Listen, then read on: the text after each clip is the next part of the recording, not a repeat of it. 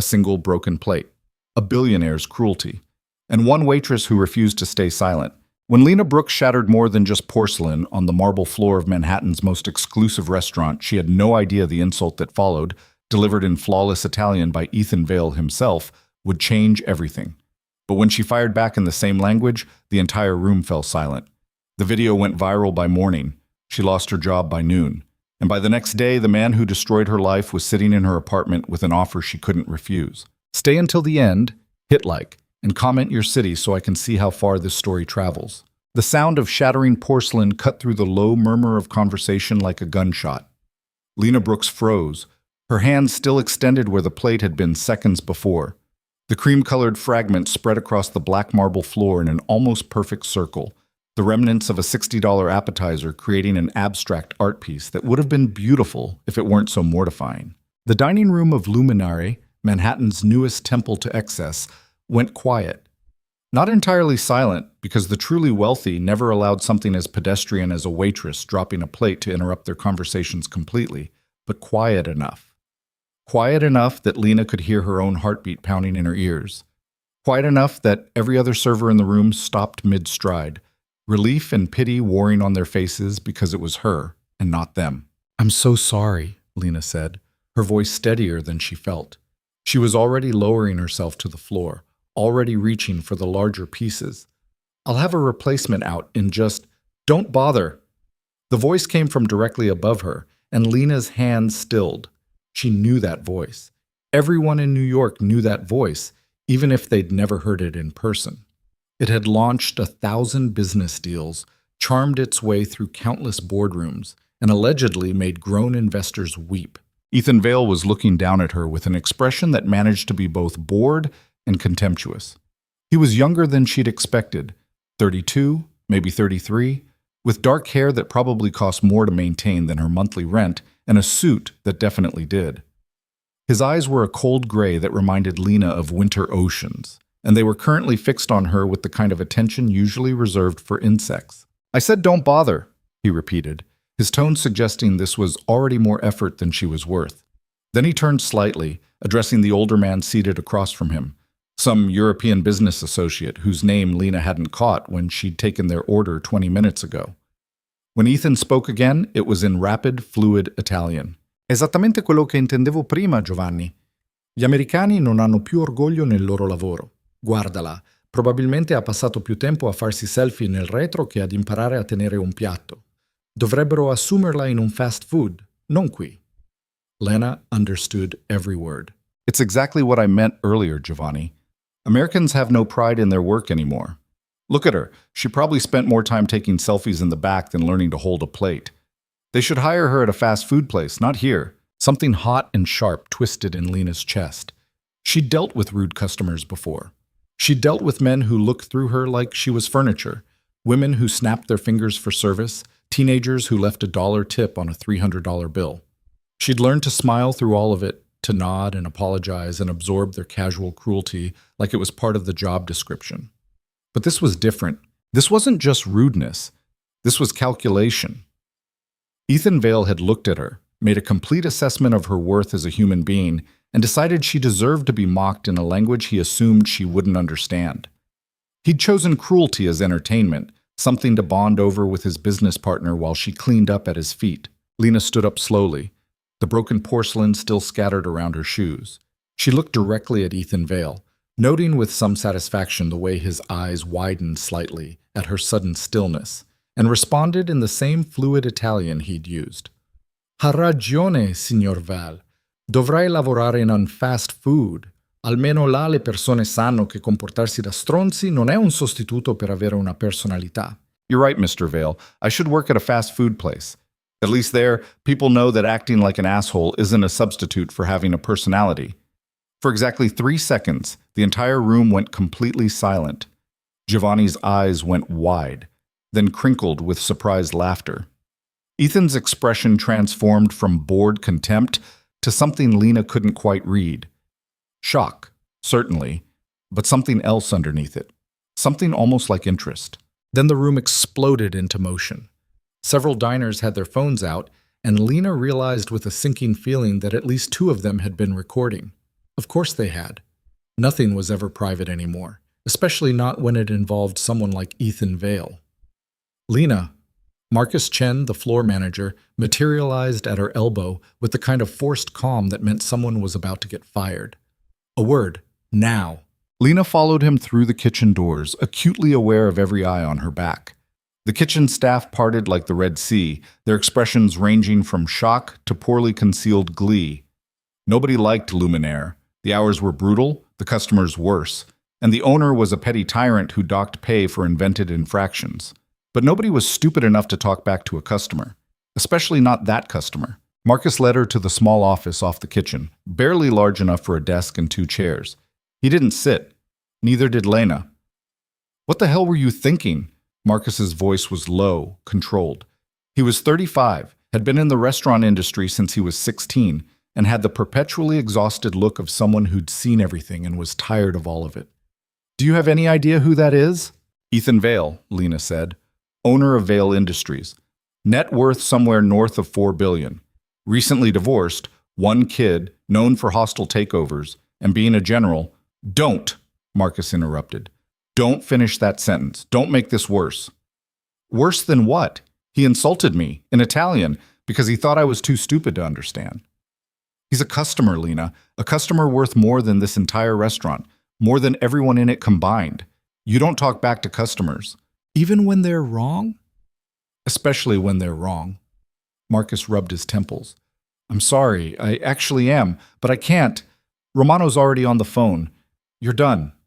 Lena had known it was coming, but the words still hit like a physical blow.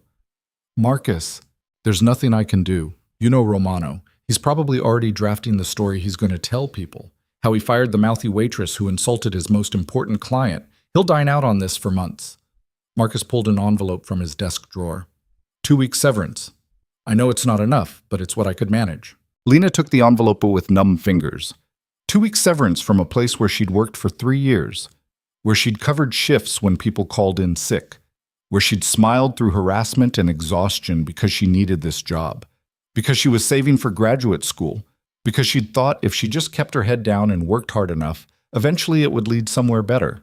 "I need to get back out there," Marcus said, not unkindly. "Do you have everything from your locker?" Lena nodded. She'd learned early to keep nothing at work that she couldn't afford to lose, just an extra pair of flats and some aspirin. She walked out through the kitchen, past the line cooks who wouldn't meet her eyes, past the dishwasher who gave her a sympathetic nod, past all of it. She collected her coat and bag from the tiny locker room, changed out of her uniform in a bathroom stall, and emerged onto the Manhattan street in jeans and a sweater that definitely weren't warm enough for March. The cold air bit through the cotton immediately. Lena pulled her coat tighter and started walking, no real destination in mind, just away. Away from Luminaire, away from the scene of her spectacular public self-destruction, away from the life she'd been carefully building for the past 3 years. Her phone buzzed in her pocket, then buzzed again, and again. Lena pulled it out and felt her stomach drop. 17 notifications, all from people she barely knew. 3 missed calls from her roommate Jessica. And when she opened her social media, which she barely used, just an account she'd made years ago and never deleted, she saw it. The video was everywhere. Someone had posted it to Twitter, someone else to TikTok, another to Instagram. She watched herself stand up in jerky phone footage, watched her own face go cold and determined, watched her mouth move with words subtitled in English below. "You're right, Mr. Vale. I should work at a fast food place. At least there, people know that acting like an asshole isn't a substitute for having a personality." The comments were a war zone. "OMG, Queen, get him. She's going to be so fired, lol. Ethan Vale is a known AH. This is amazing. This is staged. Nobody talks to customers like that. Who is she? Someone find her. How did she learn Italian? I want the full story. RIP her job." Lena kept walking, her fingers numb around the phone. The video had been posted 40 minutes ago and already had 200,000 views. As she watched, the number ticked up. 210,000. 220,000. She was a meme. A moment. A brief spark of entertainment for people who would forget her by tomorrow while she was still dealing with the fallout. Her phone rang. Jessica. "Lena, oh my God, are you okay?" I saw the video. Everyone saw the video. It's everywhere. I'm fine, Lena lied. I'm heading home. Romano fired you, didn't he? Yeah, bastard. Jessica had never liked Luminaire. She worked in marketing, made decent money, and had been telling Lena for months to quit and find something better. You should sue.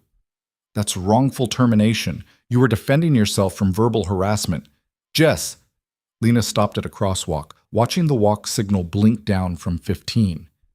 I can't afford a lawyer. I can't afford anything right now. I need to figure this out. Okay, we'll figure it out. Just come home. I'll order Thai food and we'll make a plan. Lena ended the call as she crossed the street. She should feel more upset, she thought distantly. She'd just lost her job, been publicly humiliated, and become an unwilling internet celebrity. She should be crying or panicking or something. Instead, she just felt tired. And maybe, buried under the exhaustion and shock, a tiny spark of satisfaction. Because Ethan Vale's expression when she'd answered him in Italian had been worth it. Just for a second, she'd seen him realize that he'd miscalculated, that the person he'd dismissed as too stupid to understand had understood perfectly. It wouldn't pay her rent, it wouldn't get her job back, but it was something. Lena's apartment was a fifth-floor walk-up in Queens that she shared with Jessica and a rotating cast of mice that the landlord swore didn't exist. It was cramped, loud, and smelled perpetually of the Indian restaurant 2 floors down, but it was cheap enough that they could afford it while still having money for things like food and student loan payments. Jessica was waiting on the couch when Lena walked in, laptop open, Thai food containers already spread across the coffee table. She looked up, took one look at Lena's face, and closed the laptop. Okay, so the good news is you're internet famous. That's the good news? The bad news is you're internet famous for basically calling a billionaire an asshole in Italian on video. Jessica pushed a container of pad thai toward Lena. Eat. You look like you're going to pass out. Lena sat, picked up the chopsticks, and stared at the noodles without seeing them. How bad is it? Define bad. The video has over 3 million views across platforms. There are already reaction videos. Someone made a remix of you saying acting like an asshole isn't a substitute for having a personality set to a trap beat. It slaps, honestly. Jess. Right, sorry. The point is you're trending. Number 3 on Twitter, Waitress owns Billionaire is the narrative most people are going with. You're basically a folk hero to everyone who's ever worked in service. Great. That and $3 will get me a cup of coffee. Jessica reached over and squeezed Lena's hand. I know this sucks. I know you needed that job. But maybe this is actually an opportunity? You've got attention now. You could leverage it into something. Start a TikTok about restaurant industry horror stories. Write a viral Twitter thread about entitled rich people. I could help you monetize. I don't want to monetize my public humiliation. It wasn't humiliation. You stood up for yourself. That's not nothing. Lena finally took a bite of pad thai. It was cold. She ate it anyway. I have 2 months of rent saved, maybe 3 if I'm really careful. I need a new job, not internet fame. Okay, we'll make a list. You've got experience, good references from your old job at Carlo's. No restaurant is going to hire me now. I'm the waitress who went viral for insulting a customer. No matter what he said first, that's what they'll see. Jessica opened her mouth, then closed it, because they both knew Lena was right. The service industry was small and everyone talked. By tomorrow, every hiring manager in Manhattan would know her face. Lena's phone buzzed again. Another notification. She'd turned off most of them, but some were still getting through. This one was an Instagram DM from someone named @EthanVale_Updates. Apparently there were fan accounts for billionaires now, asking if she wanted to share her side of the story. She blocked the account and put her phone face down. I'm going to bed, she said, even though it was only 8 p.m. Thanks for the food. Jessica didn't argue, just squeezed her hand again. It's going to be okay. Lena wanted to believe her. She went to her room, closed the door, and lay down on her bed, still fully dressed. Through the thin walls, she could hear the couple next door arguing in Russian, the bass line from the apartment below, a siren wailing past on the street. She'd come to New York 6 years ago with a degree in Renaissance studies that everyone told her was useless, $2,000 in savings, and a plan. The plan had been simple. Work, save money, get experience, apply to graduate programs, become the kind of scholar who spent their days researching in Italian archives and teaching seminars on Medici patronage. The plan had not included working 3 different waitressing jobs in 4 years, watching her savings account hover perpetually around $3,000, and becoming internet famous for telling off a billionaire who probably wouldn't remember her name by tomorrow. Lena closed her eyes and tried not to calculate how long it would take to save up another $3,000 if she couldn't find work. Tried not to think about her student loans due every month without fail. Tried not to wonder if this was it, if this was the moment everything she'd worked for finally collapsed. She must have fallen asleep eventually because she woke to bright sunlight streaming through her window and someone knocking on her door. "Lena?" Jessica's voice was strange. "You need to see this." Lena stumbled out of bed, still in yesterday's clothes, and opened the door. Jessica was holding her phone out with an expression Lena couldn't read. "What?" "You got a message. From him." Lena took the phone.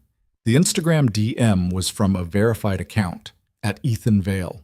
The profile picture showed him at some charity gala, looking expensive and untouchable. The message was short. "Miss Brooks, I'd like to speak with you about a potential opportunity. Please contact my assistant at the number below at your earliest convenience. EV." Lena read it 3 times. "This is fake. It has to be fake." "It's verified. Blue check and everything. I already looked up the phone number. It goes to the general line for Vale Industries." "Why would Ethan Vale want to talk to me?" Jessica's expression was complicated. "I don't know. But I think you should find out." The offices of Vale Industries occupied floors 40 through 50 of a building in Midtown that probably cost more than Lena's entire neighborhood. The lobby was all glass and steel and carefully curated art pieces that were probably worth more than she'd make in her lifetime. The security guard who checked her ID looked her up and down with obvious skepticism before making a call. "You can go up," he said finally, handing back her driver's license like it might be contagious. 47th floor. Someone will meet you." The elevator was nicer than Lena's apartment. It had mirrors and soft lighting and played classical music that she recognized, Vivaldi's 4 Seasons, Spring Movement. She watched her reflection rise through the floors and tried to calm her racing heart. This was insane. This was absolutely insane. 12 hours ago, she'd been fired for insulting this man, and now she was in his building about to... what? Apologize? Get sued? She had no idea.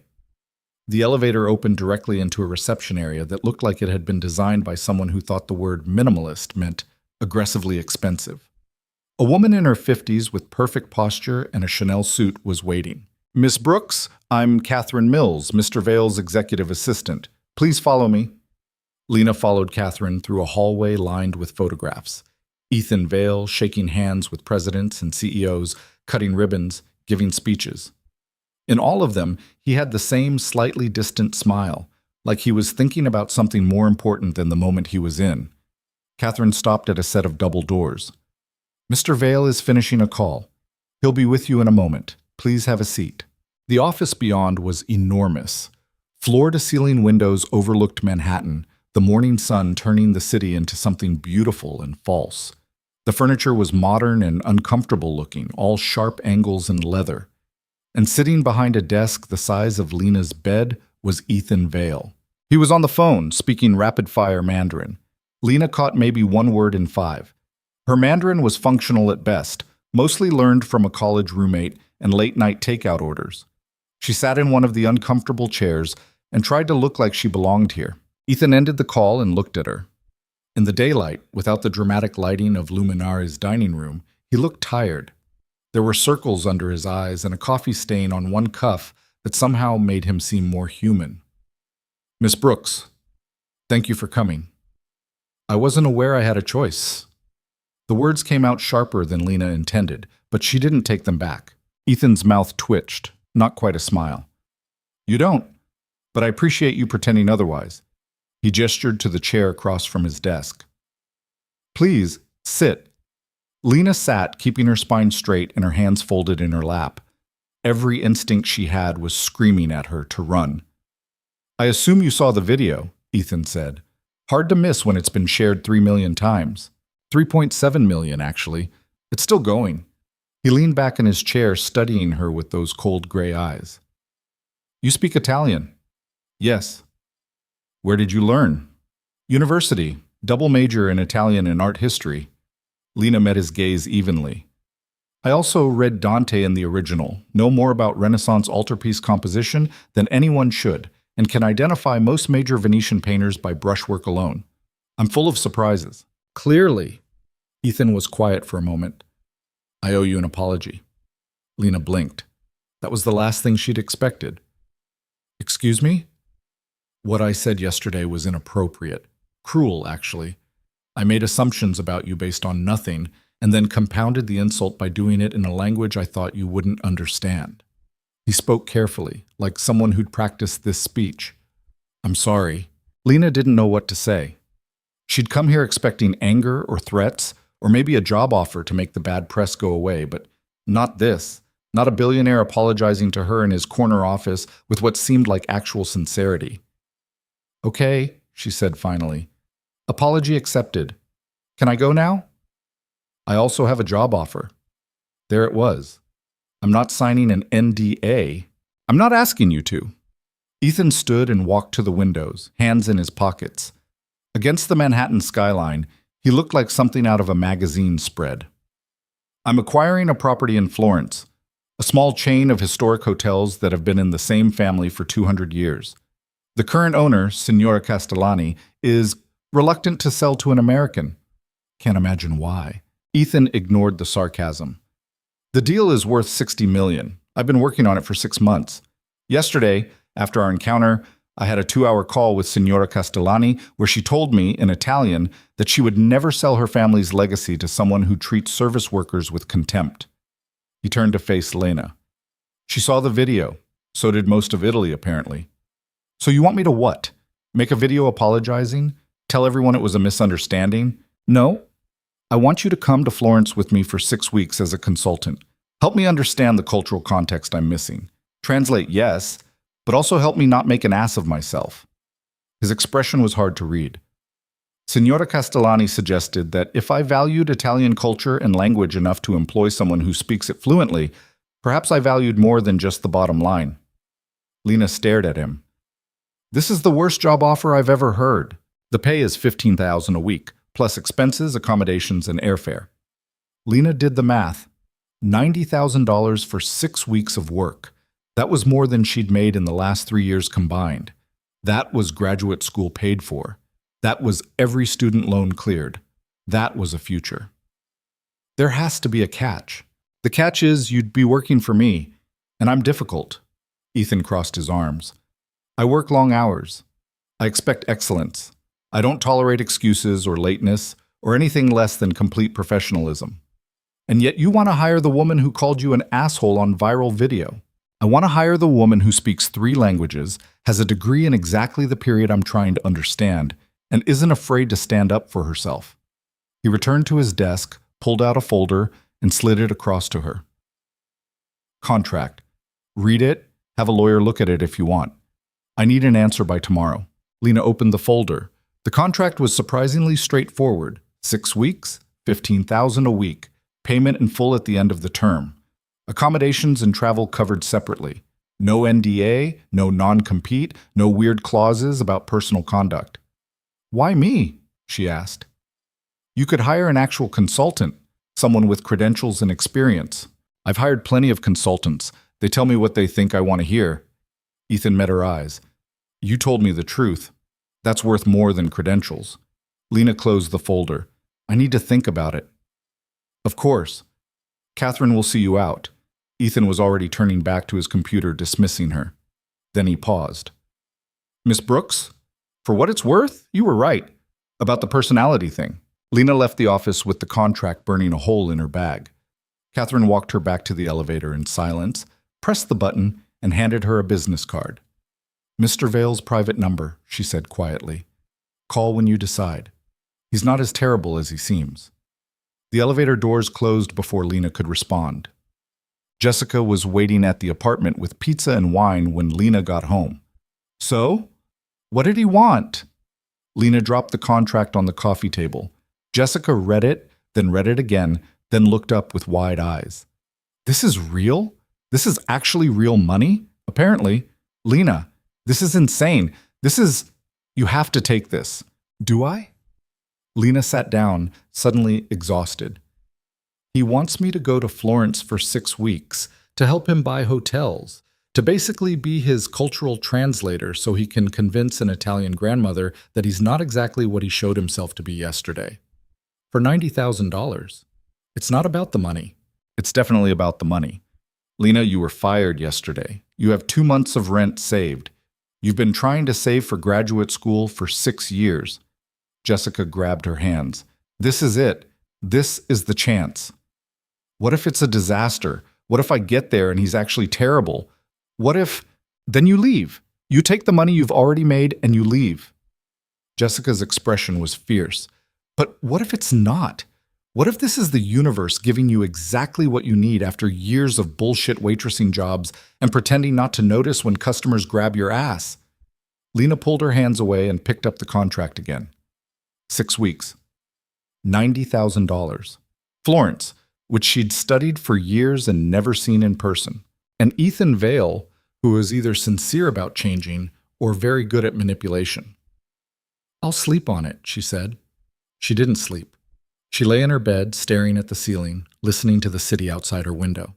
She thought about her student loans, about her empty savings account, about the graduate school application she'd been too scared to submit because she couldn't afford to move if she got accepted. She thought about her mother, who died when Lena was 17, and who'd always told her to take chances, to be brave, to not let fear make her decisions. She thought about standing in Luminaire's dining room with broken porcelain at her feet, choosing truth over safety. At 3 a.m, Lena got up, found the business card Catherine had given her, and sent a text to Ethan Vale's private number. I accept. When do we leave? The response came 30 seconds later. Monday. Catherine will send details. Don't be late. EV. Lena put the phone down and realized her hands were shaking. She'd just agreed to spend 6 weeks working for a man she'd met twice, both times under terrible circumstances, in a foreign country, for money that seemed too good to be true. She was either very brave or very stupid. Jessica appeared in her doorway, hair mussed from sleep. Did you just do what I think you did? Yeah. Okay. Jessica came in and sat on the bed. So we're going to Italy. I'm going to Italy. Right, you're going. I'm living vicariously. Jessica pulled out her phone. Okay, we have 4 days. We need to get you clothes that don't scream broke waitress. No offense. A good suitcase, and probably some kind of crash course in dealing with billionaires. Jess, I can't afford... You're about to make $90,000. You can afford a few nice outfits and a suitcase that doesn't have duct tape holding it together.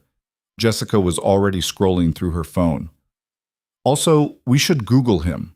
Like, really Google him. If you're going to be stuck with him for 6 weeks, you should at least know what you're dealing with. They spent the rest of the night on the couch, laptop open between them, diving into the strange and carefully curated world of Ethan Vale. There were the standard corporate profiles. Harvard Business School. Youngest person to make the Forbes billionaire list at 28, known for aggressive but successful acquisitions. Then there were the personal details, harder to find, but there if you looked. Divorced 2 years ago from a fashion designer named Claire Ashford. Custody of their daughter Mia, notoriously private about his personal life. And then there were the darker whispers. Business rivals who'd been crushed. Partnerships that had ended badly. A reputation for being brilliant but cold. Effective but ruthless. He's not going to be your friend, Jessica said around 4 a.m., both of them slightly drunk on wine and exhaustion. You know that, right? This is business. Don't forget that. I won't, Lena promised. She wouldn't let herself forget. Ethan Vale was offering her money, not friendship, a job, not a relationship. She was a problem to be solved, a tool to be used. That was fine. She could be professional. She could keep her distance. 6 weeks, $90,000, and then she'd never have to see him again. It seemed simple enough. The flight to Florence left JFK at 6 p.m. on Monday, which meant Lena spent the entire day in a state of controlled panic, masked as productivity. Jessica had helped her pack the night before, cramming the new suitcase with clothes they'd bought over the weekend. Simple dresses, professional slacks, blouses that didn't scream, I normally wear a polyester uniform. Everything was black or navy or gray. Safe choices that Jessica had insisted were European chic, but that Lena suspected just looked like she was attending a series of funerals. Catherine had sent detailed instructions via email. Arrive at the private terminal 2 hours early, bring passport and documentation, dress code business casual. The private terminal part had thrown Lena. She'd assumed they'd be flying commercial, maybe business class, if Ethan Vale was feeling generous. The idea of a private jet felt like something from a different universe. The terminal, when she arrived via an Uber that cost more than she wanted to think about, looked nothing like the chaotic sprawl of JFK's main terminals. It was small, quiet, decorated like an upscale hotel lobby. A woman in a crisp uniform checked her passport, offered her champagne that Lena declined because her stomach was already doing acrobatics, and directed her to a leather sofa to wait. Ethan arrived 20 minutes later with Catherine and another man Lena didn't recognize. He was on his phone, speaking rapid German, and barely glanced at Lena as he passed. Catherine at least offered a small smile. "Miss Brooks? Good, you're punctual. This is David Harmon, Mr. Vale's head of acquisitions. He'll be joining us for the first 2 weeks in Florence." David was in his 40s, balding, with the kind of expensive watch that suggested he was very good at his job. He shook Lena's hand with a grip that bordered on aggressive. "So you're the viral waitress. So you're the guy who helps billionaires buy things they don't need." David's eyebrows went up. Catherine made a small noise that might have been a suppressed laugh. Ethan, still on his phone, turned to look at Lena with something that might have been amusement. "I like her," David said after a moment. "She's got spine." They boarded 15 minutes later. The jet was exactly as obscene as Lena had imagined. Cream leather seats that reclined into beds, a conference table, a full galley with a flight attendant who looked like she'd stepped out of a fashion magazine. Lena took a seat near a window and tried not to gawk. Ethan ended his call and sat across from her, pulling out a laptop. "We'll go over the Castellani file during the flight. David will brief you on what we know so far, and I'll need you to review their family history. The hotels themselves date back to the 1820s, originally a single property in Florence, then expanded to Venice and Rome in the early 20th century." "Good evening to you too," Lena said. Ethan paused, fingers hovering over his keyboard. "What?" "It's called a greeting. Normal people use them when they haven't seen each other in 4 days." David, settling into a seat across the aisle, coughed into his hand. Catherine, organizing files at the conference table, was definitely smiling now. Ethan closed his laptop with deliberate care. "Good evening, Miss Brooks. I trust your flight preparations went well and you're adequately rested for the work ahead." "See, was that so hard?" "Considerably." But there was something in his expression that wasn't quite annoyance. "Are you always this difficult with employers?" "Only the ones who need it." Lena pulled out her own laptop, a 5-year-old model that wheezed when it booted up but still worked. "So, the Castellani hotels, what exactly am I walking into?" The flight attendant brought drinks, whiskey for Ethan and David, water for Catherine, and a glass of wine that Lena accepted mostly because her hands needed something to hold. David pulled up a presentation on the large monitor at the front of the cabin, and for the next hour, Lena got an education in high-stakes real estate acquisition. The Castellani family owned 3 properties: the original Hotel Castellani in Florence, a boutique hotel in Venice near the Rialto, and a smaller property in Rome. Combined, they were worth about $60 million, but their real value was in the history and prestige. Italian nobility had stayed there, famous artists, even a few popes. The current owner, Signora Elena Castellani, was 78 and had no children. Her nephew wanted to sell. She did not. "We've been negotiating for 6 months," David explained, clicking through photos of ornate lobbies and Renaissance frescoes. "The nephew, Marco, is reasonable. He understands the family can't maintain the properties forever, that they need capital injection for renovations. But Signora Castellani refuses to meet with us. Says she won't sell her family's legacy to Americans who see Italy as a business opportunity." "Can't imagine where she got that idea," Lena murmured. Ethan shot her a look. "Your job is to help me prove her wrong. I don't want to turn these hotels into generic luxury properties. I want to preserve them, restore them properly. But I need her to believe that." "Do you believe it?" Lena asked. "Or is that just good marketing?" The cabin went very quiet. Catherine stopped organizing files. David's eyebrows climbed toward his hairline. Even the flight attendant, polishing wine glasses in the galley, seemed to freeze. Ethan leaned back in his seat, studying Lena with those cold gray eyes. Are you trying to get fired before we even land? I'm trying to understand what I'm supposed to be selling. Because if you want me to lie to a 78-year-old woman about your intentions, you should probably find someone else. I don't lie in business, Miss Brooks. It's inefficient. Ethan's voice was controlled, but there was steel underneath. I mean what I said. These properties have historic and cultural value. Turning them into another generic chain would destroy that value, which would be bad business. So yes, I want to preserve them, because it's the right thing to do, and because it will make them worth more in the long term. Is that a good enough answer? Lena held his gaze. It's honest. That's a start. David cleared his throat. Right. Well, moving on. Lena, we'll need you to research the family history in detail. Signora Castellani is very proud of her ancestry. There's apparently some connection to the Medici court, though we haven't confirmed that. If you can find documentation, it might help build rapport. Lena perked up at that. The Medici court? Which branch? Do you have dates? For the next 2 hours, Lena forgot to be nervous. She pulled out her notebook, the same battered moleskin she'd used in college, and started making notes as David walked through what they knew about the family.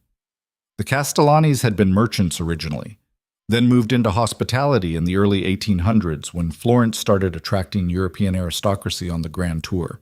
The original hotel had hosted everyone from British lords to American writers. Mark Twain had supposedly stayed there. Henry James had mentioned it in a letter. This is incredible, Lena said, scrolling through digitized records that David pulled up. If the Medici connection is real, there might be records in the state archives, letters, account books, maybe even portraits. Can you find out? Ethan asked. I can try. I'll need access to the Archivio di Stato, but they're usually good about research requests if you have academic credentials. You have those? I have a degree and enough published student papers that I'm in their database. It might work. Lena was already making a mental list of what she'd need. Letter of introduction, research proposal, probably some strategic name-dropping of her old professors. When do we meet with Signora Castellani? We don't, Ethan said. Not yet. She's refused 3 times. We're hoping that after a few weeks in Florence, after we've done our homework and shown good faith, Marco can convince her to at least have coffee. So I'm supposed to research a family for weeks without meeting them? What if I find something she doesn't want found? Then we use our discretion. Ethan closed his laptop. This isn't an academic exercise, Miss Brooks. The goal is to facilitate the acquisition, not write a dissertation. Lena bristled at that. I'm not going to fabricate evidence or hide inconvenient facts. I'm not asking you to. I'm asking you to be strategic about what information serves the negotiation and what doesn't. Ethan stood, stretching. We land in 6 hours. I suggest you get some rest. Tomorrow, we hit the ground running. He disappeared into what Lena assumed was a bedroom in the back of the jet. David followed, still tapping on his phone.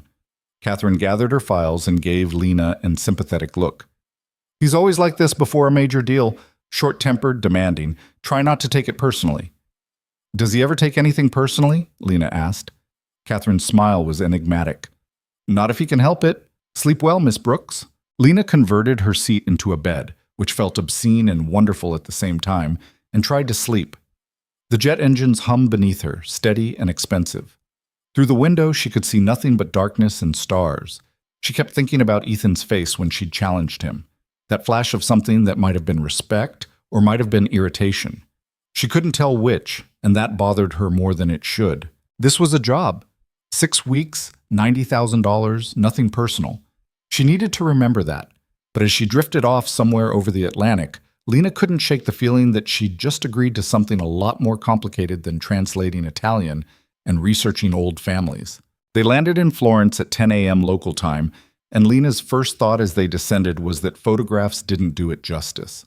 The city spread below them in terracotta and gold, the Duomo rising like something out of a dream, the Arno River cutting through it all like a silver ribbon. Her second thought was that she was going to pass out from exhaustion. We're going directly to the hotel, Catherine said, as they cleared customs. A process that took about 5 minutes, presumably because private jet passengers didn't wait in lines like normal humans. You'll have time to shower and change before the first meeting. Meeting? Lena's brain felt like cotton. I thought we weren't meeting the Castellanis yet. We're not. We're meeting with Marco, the nephew, and the family's lawyer. Just introductions and laying groundwork. They drove through Florence in 2 black cars, Lena riding with Catherine, while Ethan and David were in the first vehicle. The city rushed past the windows. Narrow streets, buildings that looked like they'd been standing for centuries, tourists clustered around gelato shops and leather markets.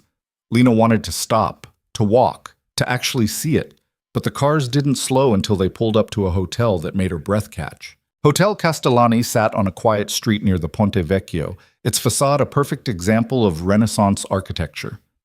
3 stories of honey-colored stone, arched windows with wrought iron balconies, a heavy wooden door that probably dated back 200 years.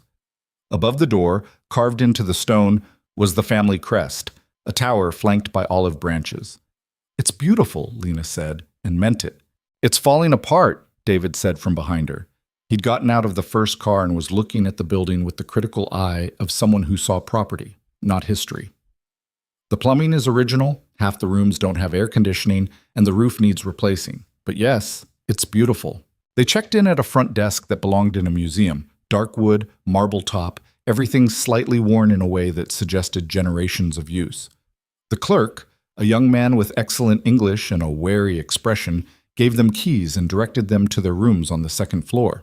Lena's room was small but perfect.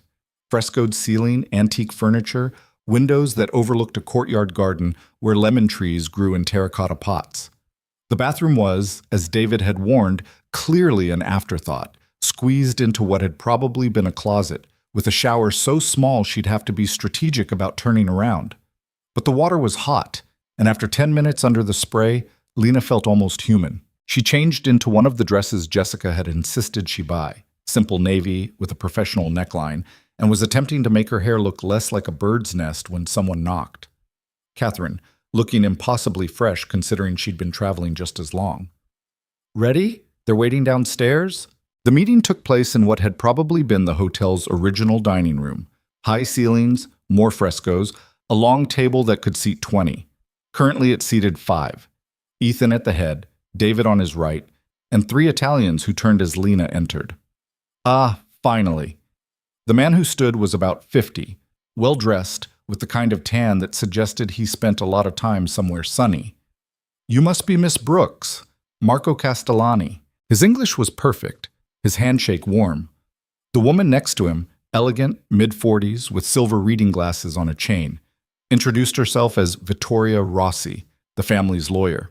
The third person, a younger man who looked like he'd rather be anywhere else, was apparently Marco's assistant. Please sit, Marco said, gesturing to the chair next to Ethan. We're so pleased you could join us. Lena sat, acutely aware of Ethan beside her. He changed into a fresh suit, looked annoyingly alert, and was currently studying Marco with the kind of focus she imagined he brought to all his business dealings. Miss Brooks will be assisting with cultural consultation, Ethan said. Her expertise in Italian Renaissance history should prove valuable as we discuss the properties. Fascinating, Vittoria said, though her tone suggested she found it anything but. And tell me, Miss Brooks, what exactly does a cultural consultant do? It was a test. Lena recognized it immediately, the slight edge in Vittoria's voice, the way Marco was watching her with polite interest that didn't quite reach his eyes. They were trying to figure out if she was real or just window dressing. I make sure Mr. Vale doesn't accidentally insult your entire country, Lena said in Italian. Among other things. The room went still for half a second. Then Marco laughed, a real laugh, surprised and genuine. Even Vittoria's expression softened slightly. Well, Marco said, switching to Italian himself, that's refreshingly honest. Does he insult people often? Only when he thinks they don't understand him. Ethan, who had been following the exchange without expression, said in flawless Italian, I'm sitting right here. Yes, Mr. Vale, we're aware, Vittoria said, also in Italian, though she was almost smiling now. Your Italian is quite good, by the way. Where did you learn? University, and then 3 years working in Milan early in my career. Ethan switched back to English, probably for David's benefit. But Miss Brooks is correct. I have a tendency to assume I'm the smartest person in the room. It's a bad habit. At least you admit it, Marco said. My aunt would appreciate that. She values honesty above almost everything else. How is Signora Castellani? Lena asked. I understand she's been unwell. Marco's expression shifted, warmth replacing the business polish. She's well enough, stubborn, refuses to slow down even though the doctor tells her to rest. She's at the Venice property right now, actually, insists on personally overseeing the summer preparations. She runs the hotels herself? She runs everything herself, has for 40 years since my uncle died. She knows every employee by name, every room, every story.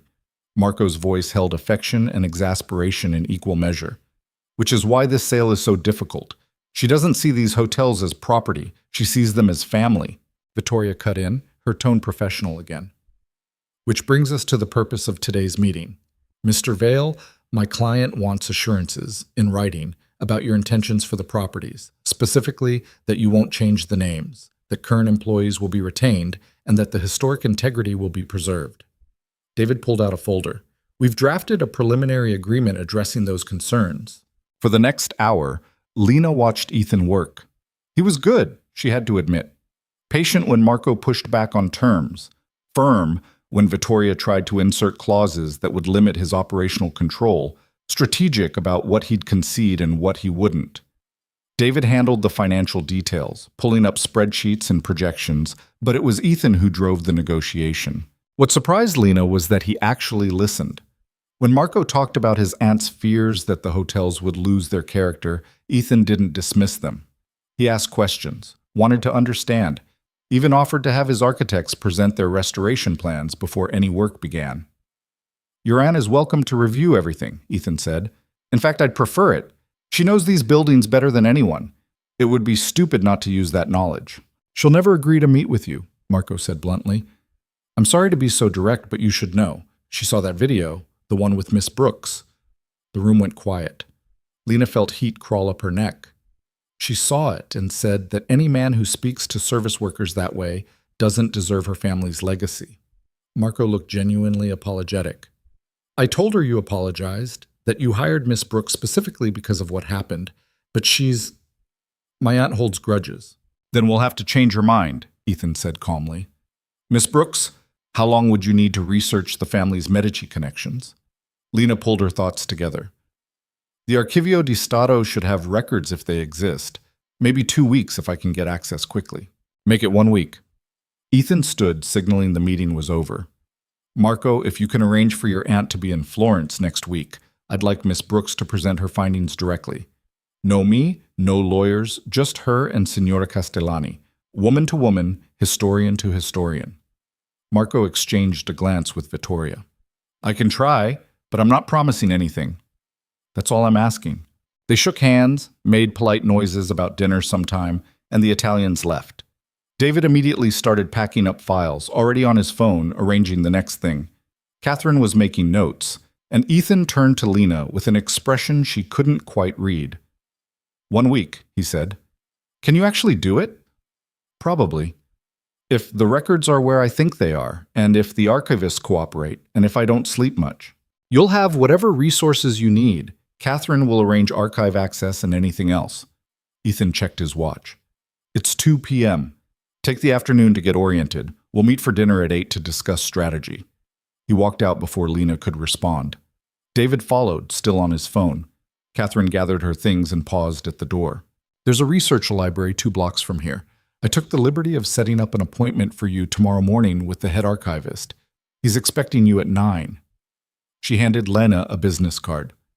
Dr. Tommaso Ricci. He's brilliant and slightly insufferable. You'll like him.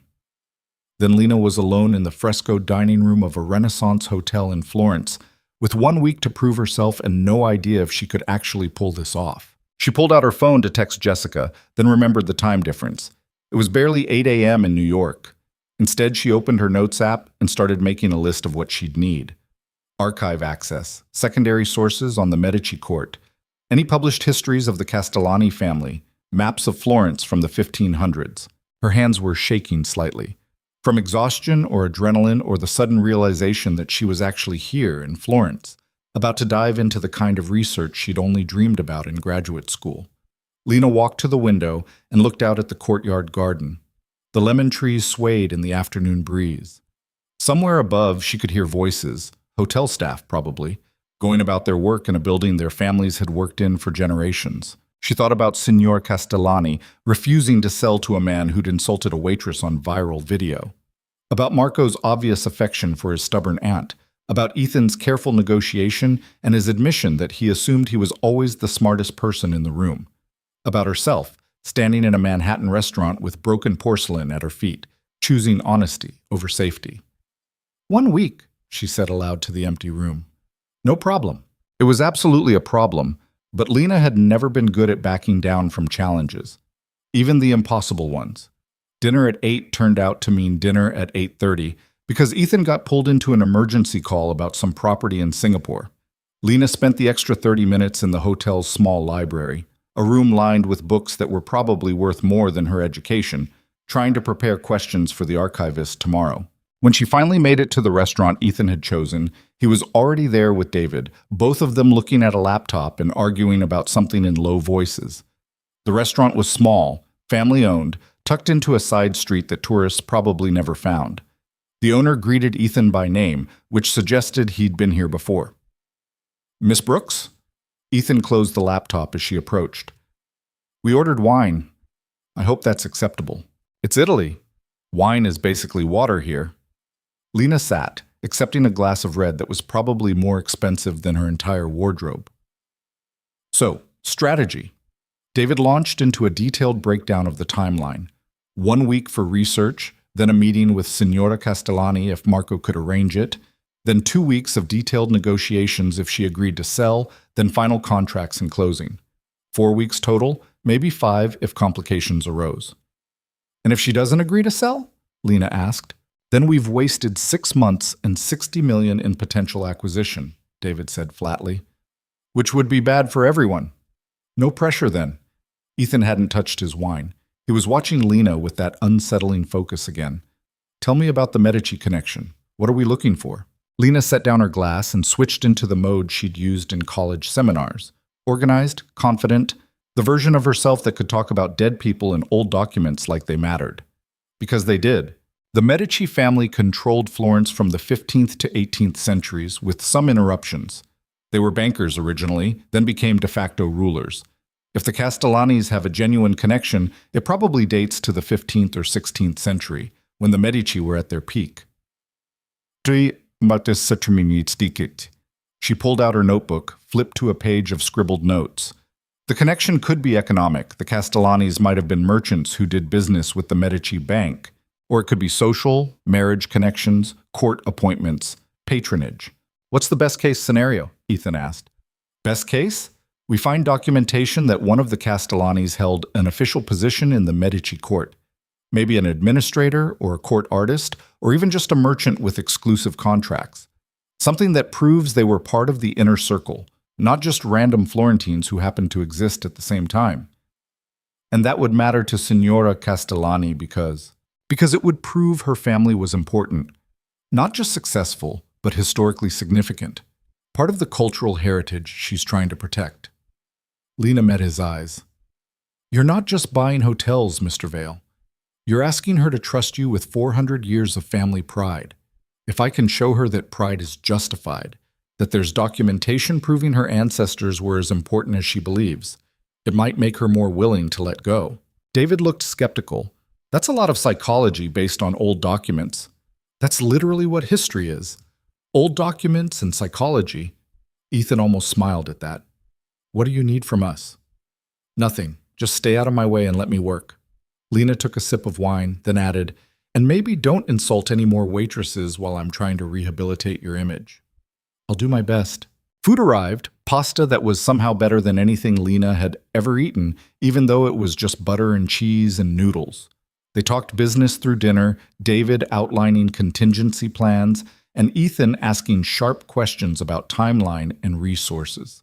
Lena mostly listened, letting the rhythm of their conversation wash over her while she ate, and tried not to think about how surreal this all was. 2 weeks ago, she'd been carrying plates in a Manhattan restaurant. Now she was eating handmade pasta in Florence with a billionaire and his acquisitions team, about to dive into Renaissance archives like she was actually the scholar she'd always wanted to be. "You're quiet," Ethan said, startling her out of her thoughts. David had stepped away to take a call, leaving them alone at the table. "Just tired. It's been a long day." "You're having second thoughts." "I'm having fifth and sixth thoughts." Lena set down her fork. "This is insane. You know that, right? I'm a waitress with a useless degree. I haven't done serious research in 6 years. What if I can't find anything? What if I make this worse?" Ethan was quiet for a moment, turning his wine glass in slow circles. "When I was 23, I bought my first company. Small tech startup, nothing dramatic. I spent 3 months convinced I'd made a terrible mistake, that I was going to lose everything and prove my father right about me being reckless and impulsive. What happened? I learned that confidence isn't the same as competence. I didn't know what I was doing, but I knew how to find people who did, and I knew how to work harder than anyone else." He looked at her directly. "You have the competence, Miss Brooks. The degree isn't useless if you know how to use it. The research skills don't disappear just because you haven't practiced them. All you need is the confidence to trust yourself." "Is this supposed to be a motivational speech? Because it needs work." "It's supposed to be the truth."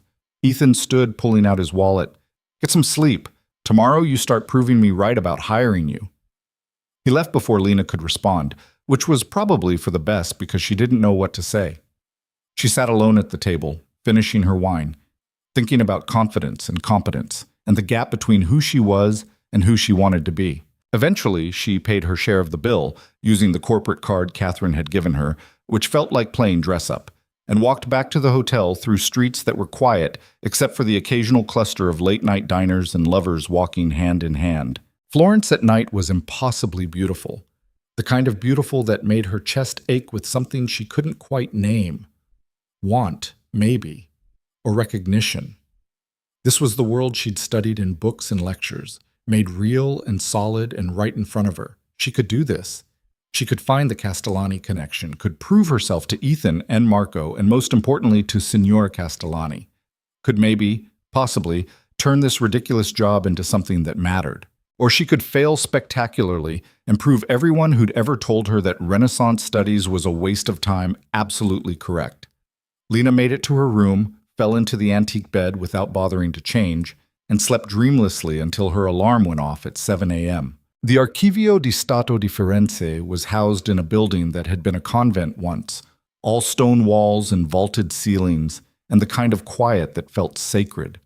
Lena arrived at 8:45, nervous and over-caffeinated, to find Dr. Tommaso Ricci waiting in the entrance hall. He was exactly what Catherine had promised. Brilliant and insufferable in equal measure. Mid-60s, impeccably dressed, with the air of someone who knew he was the smartest person in any given room and saw no reason to pretend otherwise. "Miss Brooks?" He looked her up and down with the critical eye of someone evaluating a manuscript. "Catherine Mills tells me you studied at Columbia? With Professor Harrison?" "Yes. Do you know him?" "We've corresponded. He's adequate." From Ricci, this was apparently high praise. "Come. We have much to do and very little time." He led her through corridors and upstairs, past rooms full of researchers bent over documents, into a reading room that smelled like old paper and possibility. Ricci had already pulled several record groups based on the information Lena had sent ahead. Merchant Guild records from the 15th century, account books from the Medici Bank, tax records that listed Florentine families by neighborhood. "The Castellani name appears in fragments," Ricci said, spreading documents across the table with practiced care. "Always on the periphery, never central. This is common for merchant families of that period. Important enough to be documented, not important enough to merit extensive records. But there might be something." "There is always something, if you know where to look." Ricci handed her a pair of white cotton gloves. "You have 1 week, yes? Then we must be systematic. Start with tax records to establish the family's economic status. Then cross-reference with guild records to understand their business connections. If we find evidence of Medici Bank transactions, we can request the Medici private papers from the special collection." For the next 8 hours, Lena barely looked up. She worked through documents in archaic Italian, her rusty paleography skills slowly sharpening as she deciphered 16th century handwriting.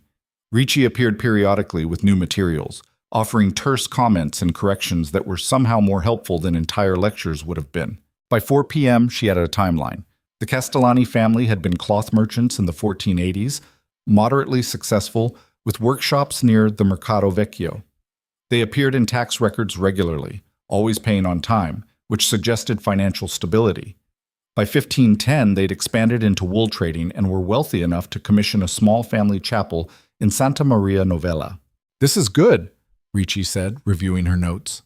"But not extraordinary. Many families had this trajectory. You need the connection to the Medici court specifically." "I know, I'm looking." "Look harder, you have 6 days." Lena returned to the hotel after the archive closed at 6, her eyes burning and her back aching from hunching over documents all day. She stopped at the front desk to ask about getting into her room. She'd somehow locked herself out, and found Marco Castellani in the lobby, talking to the manager. "Miss Brooks." He smiled, genuine warmth in his expression. "How goes the research?" "Slowly, but I'm making progress." "Excellent. Actually, I was hoping to run into you. My aunt has agreed to return to Florence this weekend. She's willing to meet you, just you, no Mr. Vale, for coffee on Monday morning." Lena's heart jumped. "That's wonderful, thank you." "Don't thank me yet. She's only agreed because I told her you were a serious scholar, not just one of Vale's business people. If she thinks you're there to manipulate her—" Marco shrugged. "Well, let's just say it won't go well. I'm not here to manipulate anyone." "I believe you. Make sure she believes it too." Marco checked his watch. "I have to run, but good luck. You'll need it." Lena trudged upstairs, her mind already racing ahead to Monday. 4 days to find something meaningful, then a meeting with a woman who held grudges and controlled the entire deal. No pressure at all. She found Ethan in his hotel courtyard, sitting at a small table with his laptop, working in the fading light. He looked up as she approached. "You look terrible." "Thanks. I've been reading 16th century tax records for 8 hours. It's a great look." "Find anything?" Lena sat down, uninvited. The Castellanis were successful cloth merchants, wealthy but not extraordinary. I need to find their connection to the Medici court, which means going through thousands more documents looking for one specific reference that might not even exist. "So you're saying it's impossible?" "I'm saying it's hard. There's a difference." Lena rubbed her eyes. "Marco says Signora Castellani will meet me Monday. Just me. If I don't have something by then, this whole thing falls apart." Ethan closed his laptop. "Then you'd better find something." "Wow. Motivational speech number 2. You're really bad at this." "I'm not trying to motivate you. I'm telling you the reality." But his voice wasn't harsh, just matter of fact. "You're good at this, Miss Brooks. Better than you think. Trust that." He stood and walked away, leaving Lena alone in the darkening courtyard with lemon trees and impossible deadlines, and the strange, unsettling feeling that maybe Ethan Vale saw something in her that she didn't quite see in herself yet. Lena found it on Friday afternoon, buried in a leather-bound ledger that smelled like dust and centuries and the particular mustiness of paper that had survived floods and wars and the simple passage of time. She'd been in the archive since it opened at 8 a.m., working through account books from the Medici Bank with the kind of methodical desperation that came from having 3 days left and nothing concrete to show for it. Dr. Ricci had brought her the ledger almost reluctantly, as if he didn't want to get her hopes up. "This is from 1492, he'd said, setting it on her table with careful hands. "The year Lorenzo de' Medici died. The bank records became somewhat chaotic after that. His sons were not the managers their father was. But there may be something." There was. On page 73, in handwriting so cramped Lena had to squint even with the magnifying glass, was a payment record. 50 florins paid to Antonio Castellani for services rendered to the Medici household. The notation was brief, almost dismissive, but it was there. And in the margin, in different ink that suggested it had been added later, were 2 words, "Commission completed."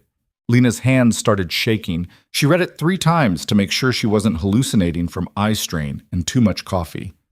Then she flagged Ricci, who was working at a desk across the reading room. "Look at this," she said, trying to keep her voice steady. "Antonio Castellani, 50 florins. What kind of services would warrant that amount?" Ricci bent over the ledger, his reading glasses slipping down his nose. He was quiet for a long moment, and Lena could see his mind working through the same calculation she'd already done. 50 florins in 1492 was significant money. Not a fortune, but not pocket change either. The kind of payment that suggested skilled work, important work. A commission, Ricci murmured, tracing the margin note with one gloved finger. For what? It doesn't say. But the amount suggests artistic or craft work, perhaps goldsmithing, or... He stopped, his eyes widening slightly. Wait here. He disappeared into the stacks, moving faster than Lena had seen him move all week. She sat frozen at the table, her heart hammering against her ribs. This could be nothing, a dead end, some random transaction that had no follow-up, no supporting evidence, nothing to build a story around. Or it could be everything. Ricci returned 20 minutes later with another volume, this one smaller and more fragile. The Medici Private Inventory from 1495. It lists artworks and valuables in the family's possession at Lorenzo il Magnifico's death and during the years immediately after. If Antonio Castellani created something for them, and if it was valuable enough, it might be listed here. They went through the inventory page by page, Ricci reading the Italian aloud while Lena cross-referenced with her notes. Paintings, sculptures, jewelry, manuscripts, furniture.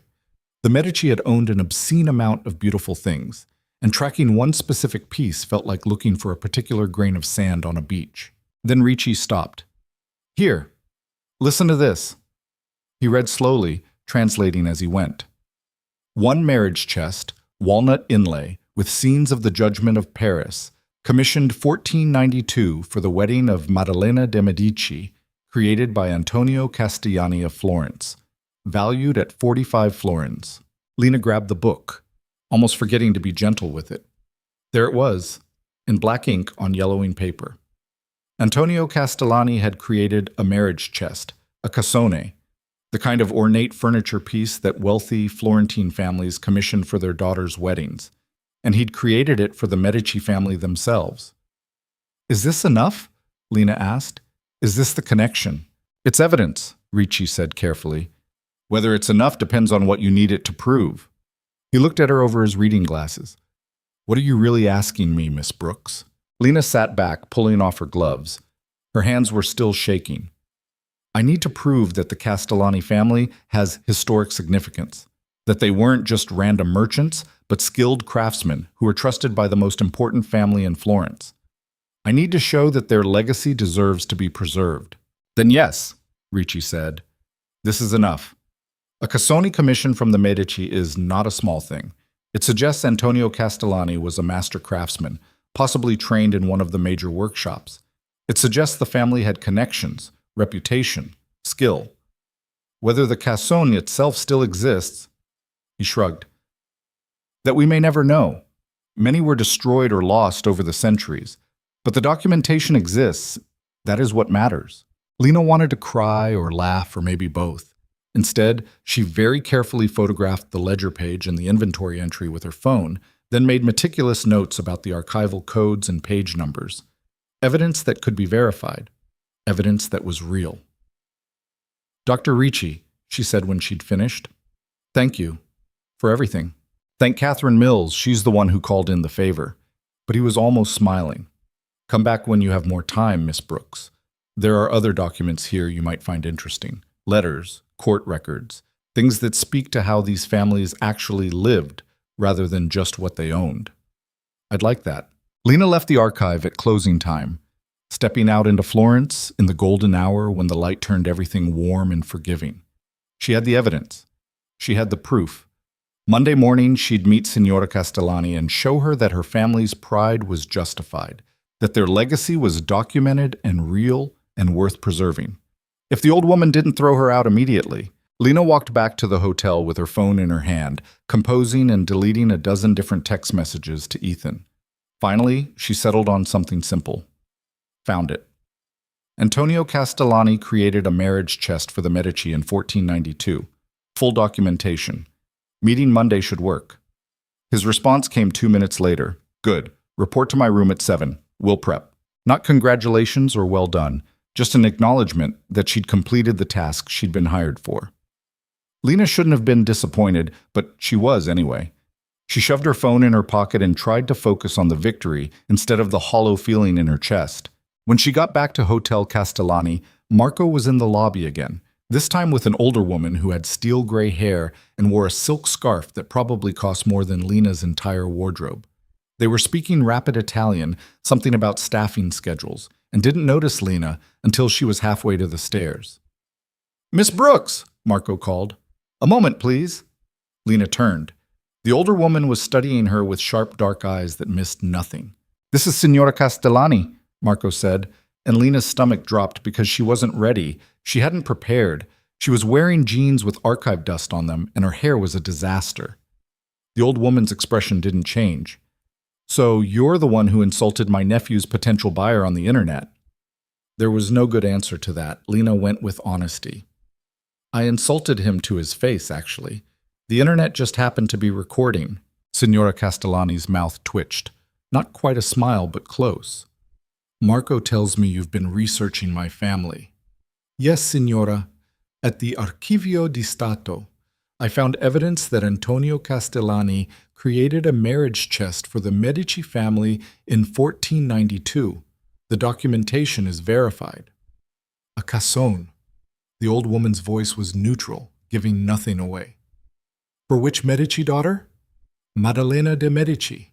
The inventory lists it as walnut inlay with scenes of the Judgment of Paris." Clever choice.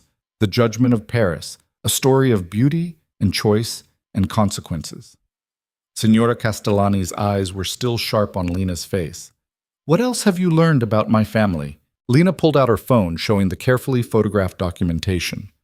"Your ancestors were cloth merchants originally, successful enough by the 1480s to expand into wool trading.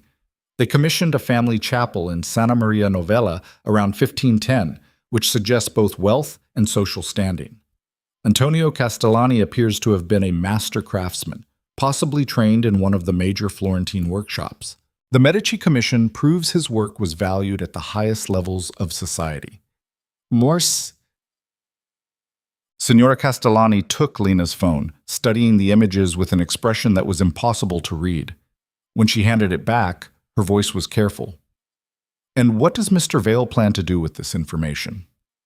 "I don't know what Mr. Vale plans to do with it, but I thought you should know that your family's history is documented and significant, that the pride you feel in your legacy is justified by evidence, not just tradition." The old woman was quiet for a long moment. Marco looked between them, clearly nervous. Finally, Signora Castellani said, "Monday, 10 o'clock. We'll have coffee in the courtyard, you and I. Come prepared to tell me everything you found.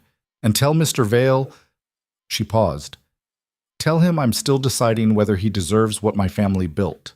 She walked away before Lena could respond, moving through the lobby with the kind of authority that came from owning a place for 40 years. Marco let out a breath. "That went well, I think." "Did it?" "She didn't tell you to leave. That's progress." Marco smiled.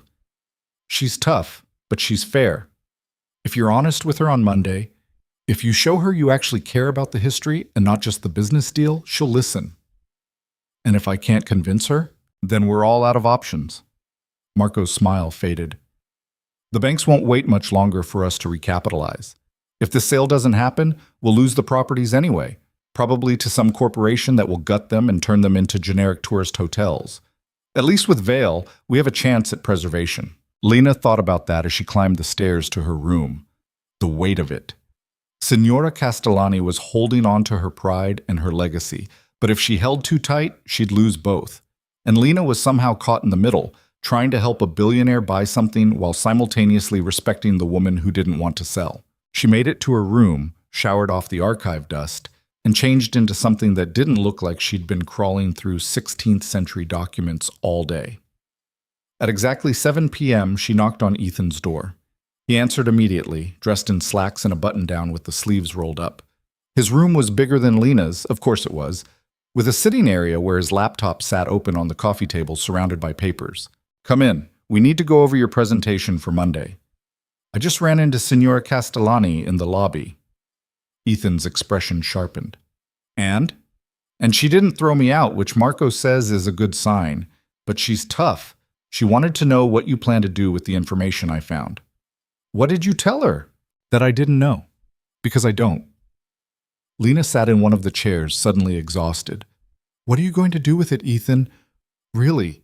Is this just leverage for the negotiation, or do you actually care about any of this? He was quiet for a moment, and Lena could see him weighing his response, calculating what to say versus what he actually thought.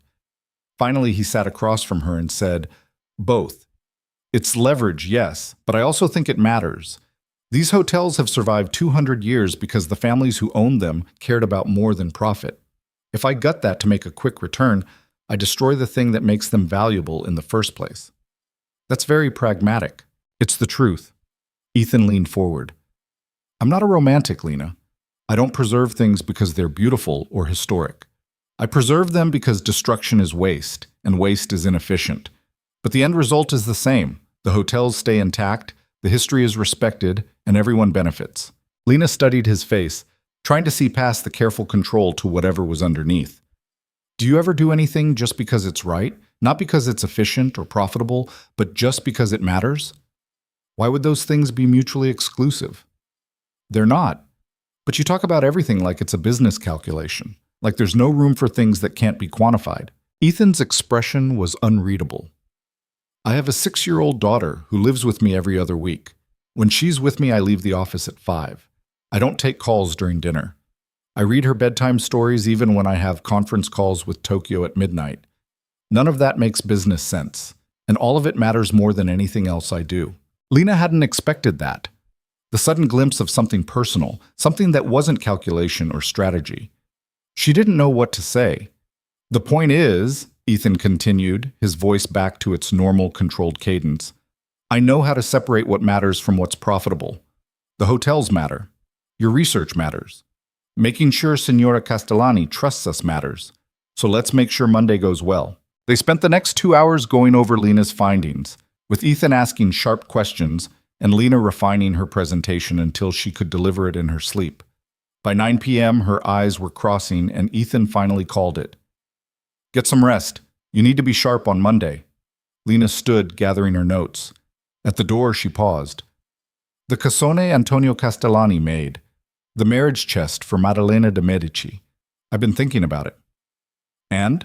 The Judgment of Paris is a story about choosing between 3 goddesses, each offering something different. Hera offered power, Athena offered wisdom, Aphrodite offered love. Paris chose love, and it started a war.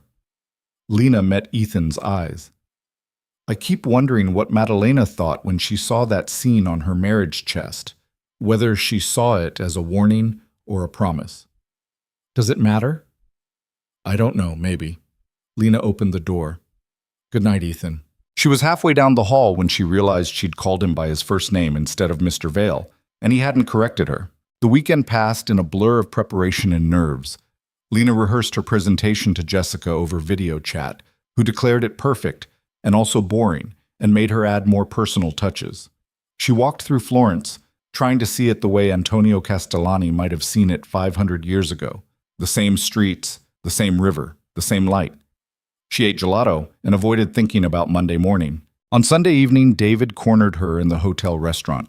He was leaving for Rome the next day for meetings with another property, but wanted to make sure Lena understood the stakes. If this meeting goes badly, the whole deal collapses.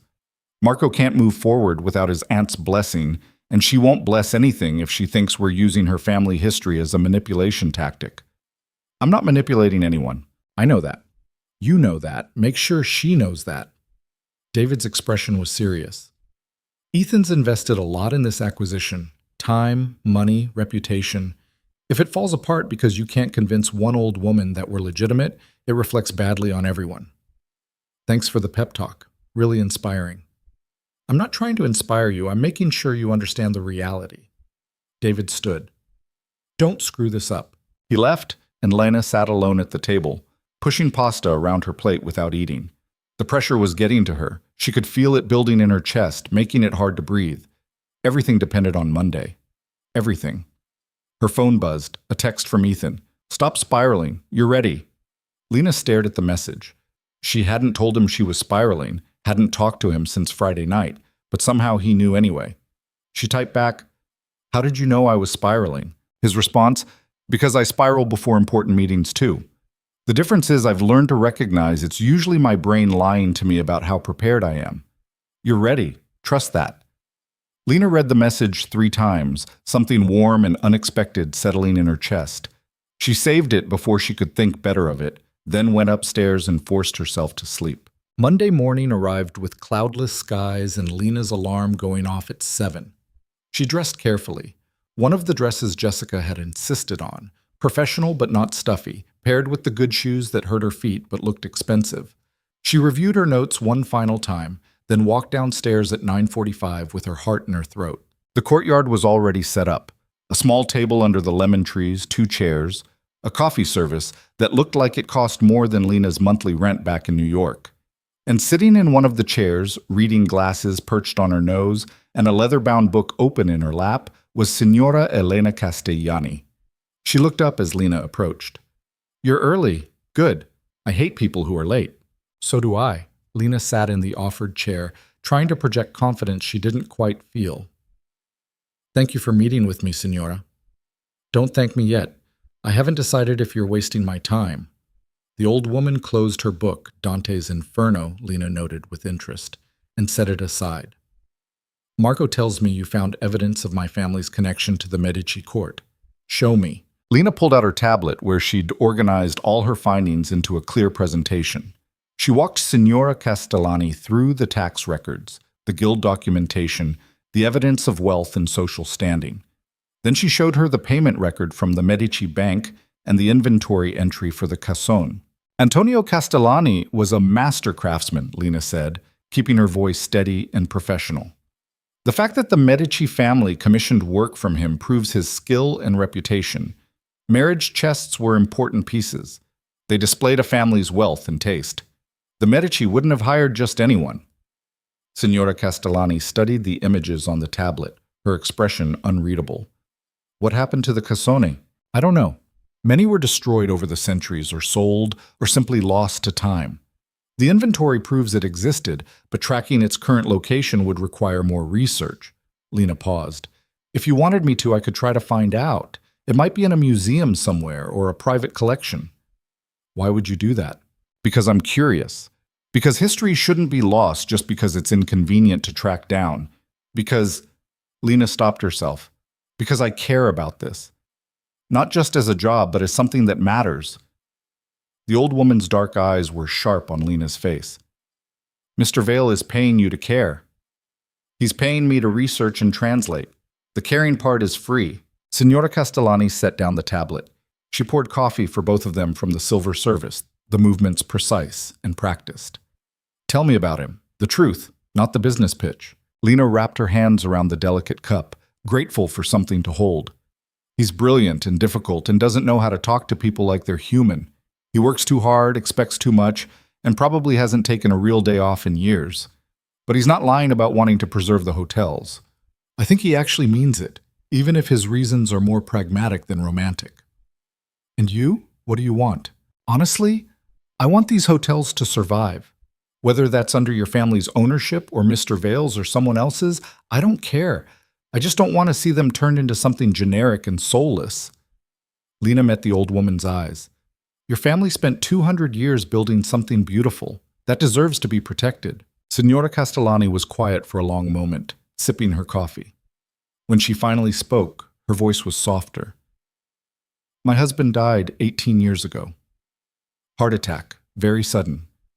He was the one who truly loved these hotels. He grew up in this building, knew every corner, every story. I ran them because he would have wanted me to, but they were always his dream more than mine. I'm sorry for your loss." "Don't be. 18 years is long enough to stop expecting condolences." The old woman set down her cup. "Marco thinks we should sell. He's probably right. We don't have the capital to maintain the properties properly, and I'm too old to keep working like this. But selling feels like betrayal, like I'm giving away the last piece of my husband's legacy." Lena understood that, the weight of it. Legacy isn't just about ownership, it's about what survives.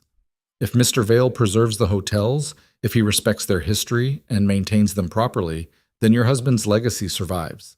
Maybe that's worth more than keeping the family name on the deed. You're very wise for someone so young. I'm not that young, and I'm not wise. I just know what it feels like to watch something you care about slip away. Lena thought about her own deferred dreams, her years of waitressing while telling herself she'd get to graduate school eventually. Sometimes letting go is the only way to preserve what matters. Signora Castellani studied her for another long moment. Then she reached across the table and took Lena's hand. Her grip was surprisingly strong. I'll meet with Mr. Vale.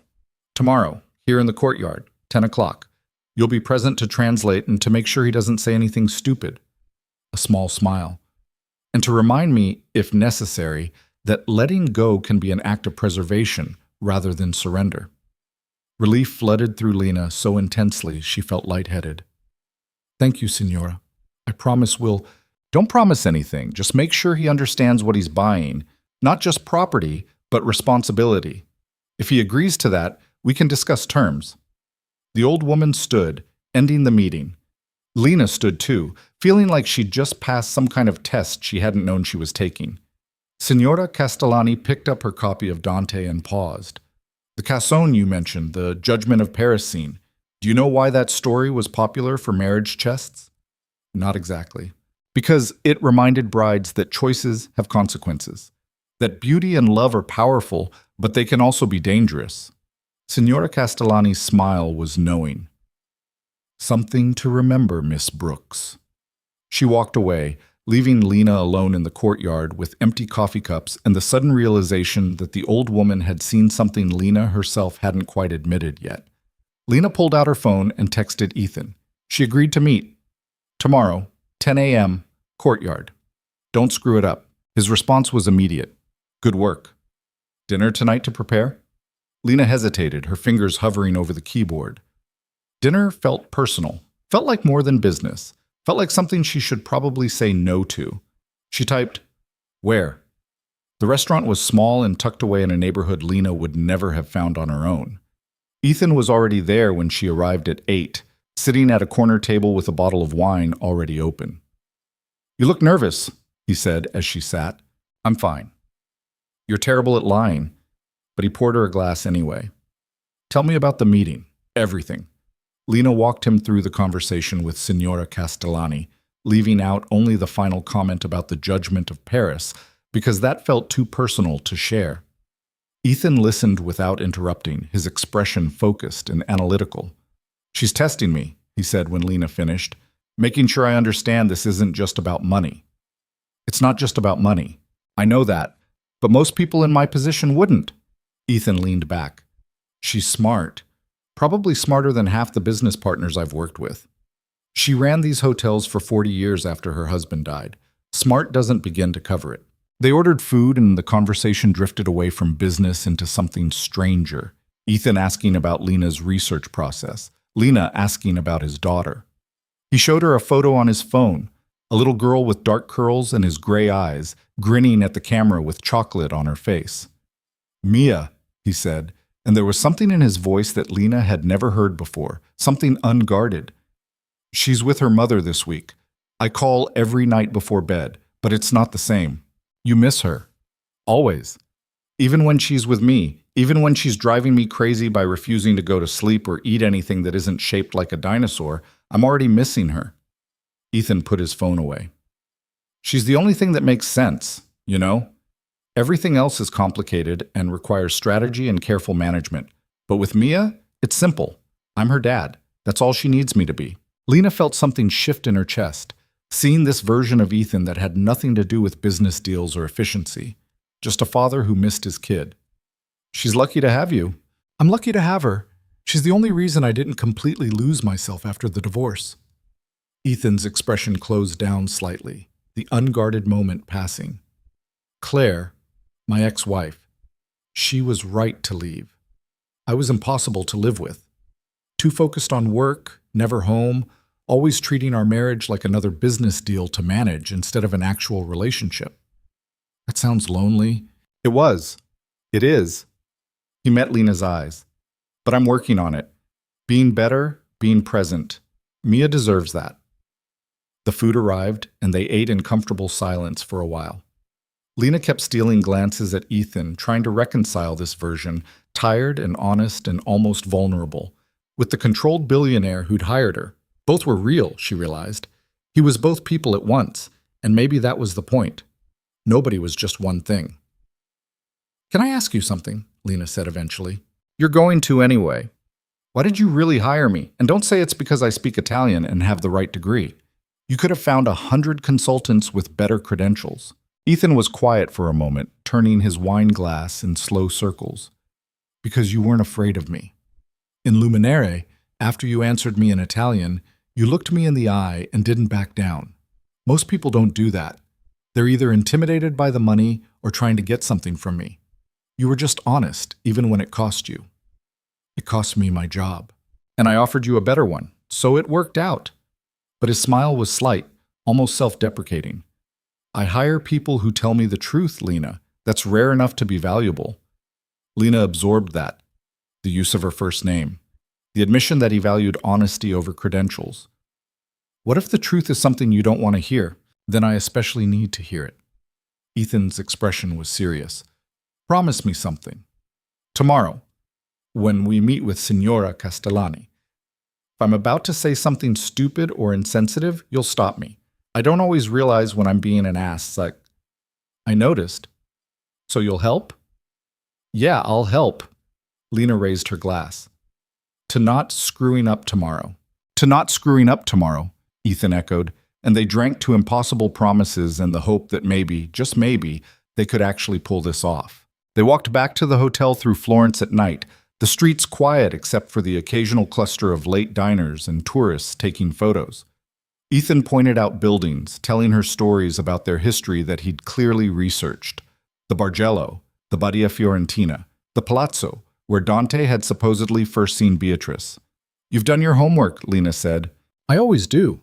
That's how you avoid making expensive mistakes." But there was something almost shy in his voice. "I wanted to understand the city before I tried to own part of it. Seemed like the least I could do."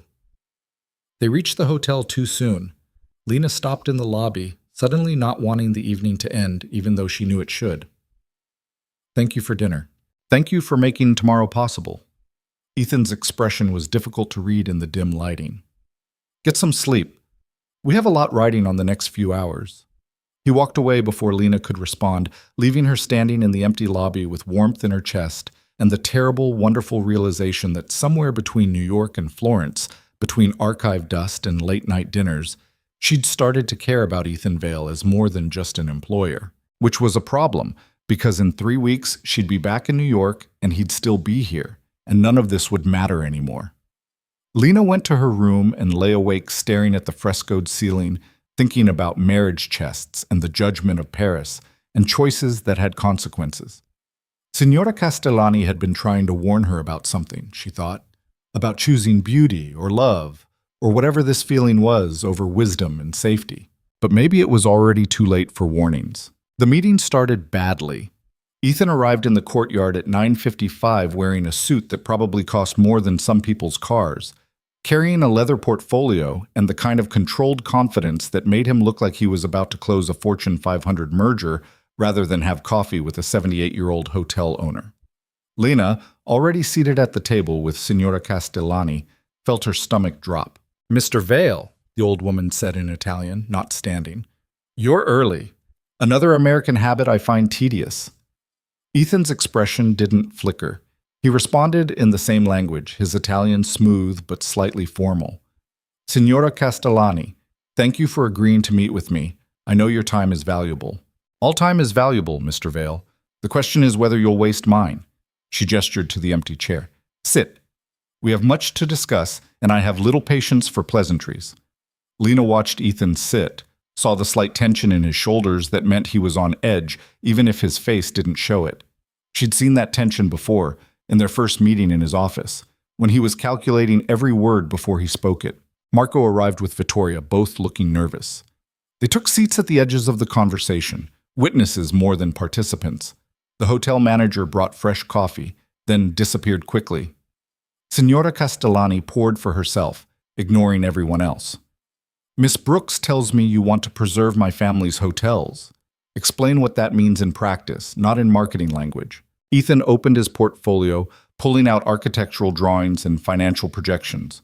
The properties need approximately $12 million in renovations and updates.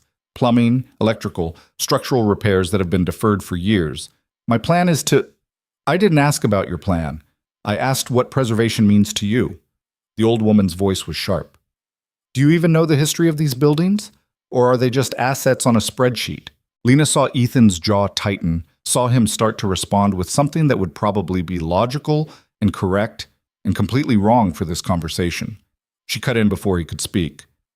Signora, perhaps Mr. Vale could tell you about his research into Florence's architectural history? He spent considerable time understanding the context. It was a lifeline, and Ethan took it. He set aside the financial documents and started talking about the Renaissance building techniques used in the original construction, about the frescoes that needed expert restoration, about his meetings with preservation specialists in Rome who'd worked on similar historic properties.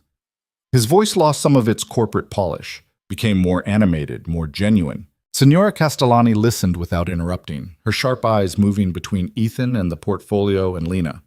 When Ethan finished, she was quiet for a long moment. You've done your homework, I'll grant you that. She sipped her coffee. But research and respect are not the same thing. You can study a thing without understanding why it matters. Then help me understand, Ethan said, and Lena heard something shift in his voice. Less control, more honesty. Tell me why these hotels matter to you beyond the financial investment, because I suspect that's what you really want to know, whether I can see past the numbers to the actual value. The old woman's expression softened slightly. My husband's grandfather opened the first Hotel Castellani in 1823. He was a minor merchant who'd saved for 15 years to buy the building. Everyone told him he was foolish, that Florence didn't need another hotel, that he'd lose everything. He did it anyway because he believed travelers deserved beauty, not just shelter. She paused, looking around the courtyard at the lemon trees and ancient stone. 5 generations of my husband's family ran these hotels before I took over. They survived wars, floods, economic crashes, fascism. They survived because every single owner believed the same thing, that beauty matters, that history matters, that the way you treat people matters more than how much money you make from them. I understand that, Ethan said. Do you? Because from where I sit, Mr. Vale, you're a man who makes money by acquiring things and making them profitable. That's not inherently wrong, but it's also not preservation. It's business. Lena watched Ethan absorb that, saw something flicker across his face that might have been frustration or might have been recognition. He was quiet for longer than she'd ever seen him be quiet in a negotiation. You're right, he said finally. I am a businessman. I do think about profit and efficiency and return on investment. But I'm also a father who reads his daughter stories about beautiful things that lasted, and I want her to grow up in a world where not everything is disposable. He leaned forward, his corporate polish completely gone now. These hotels will never be my most profitable acquisition. The renovation costs are too high, the restrictions on changes too limiting. If I wanted pure profit, I'd walk away and buy something easier. But Miss Brooks spent 2 weeks in archives finding proof that your family created beauty for the Medici, and it made me realize that's what I'm actually trying to buy. Not property, the right to be part of that legacy, to add another generation to the story instead of ending it. Signora Castellani's expression was unreadable. Pretty words. Honest words. Ethan's voice was steady. I can't promise I'll run these hotels the way your husband would have. I don't have his history or his connection to this city, but I can promise I'll try to honor what he built. And I can promise that if I fail, it won't be because I didn't care. The silence that followed felt enormous. Lena held her breath, watching the old woman's face for any sign of what she was thinking. Marco looked like he might be sick. Vittoria was taking notes, her expression carefully neutral. Finally, Signora Castellani spoke. There's a businessman in Rome who's also made an offer. Paolo Rinaldi. Perhaps you know him? Ethan's expression went very still. I know of him. He's offered $65 million, $5 million more than your offer, and he's Italian, which Marco tells me should matter to me. The old woman's eyes were sharp on Ethan's face. Give me one reason I should choose you instead. Lena's stomach dropped. This was news, bad news. She looked at Ethan, saw him processing the information with the same controlled calm he brought to everything. I can't, he said simply. If your priority is getting the highest price and keeping the hotels in Italian ownership, Rinaldi is the better choice. I won't pretend otherwise. Marco made a small noise of protest. Vittoria looked up from her notes, surprised. Even Signor Castellani seemed taken aback by the honesty. You're not going to fight for the deal? I'm going to tell you the truth and let you make an informed decision. Ethan's voice was matter-of-fact. Rinaldi has more money than I do and better political connections in Italy. If those are your priorities, work with him. But if you want someone who will actually preserve these properties instead of gutting them for short-term profit, you should know that Rinaldi's business model is buying historic hotels, doing minimal renovations, and flipping them within 5 years. You're making accusations without evidence. I'm stating facts based on his previous acquisitions.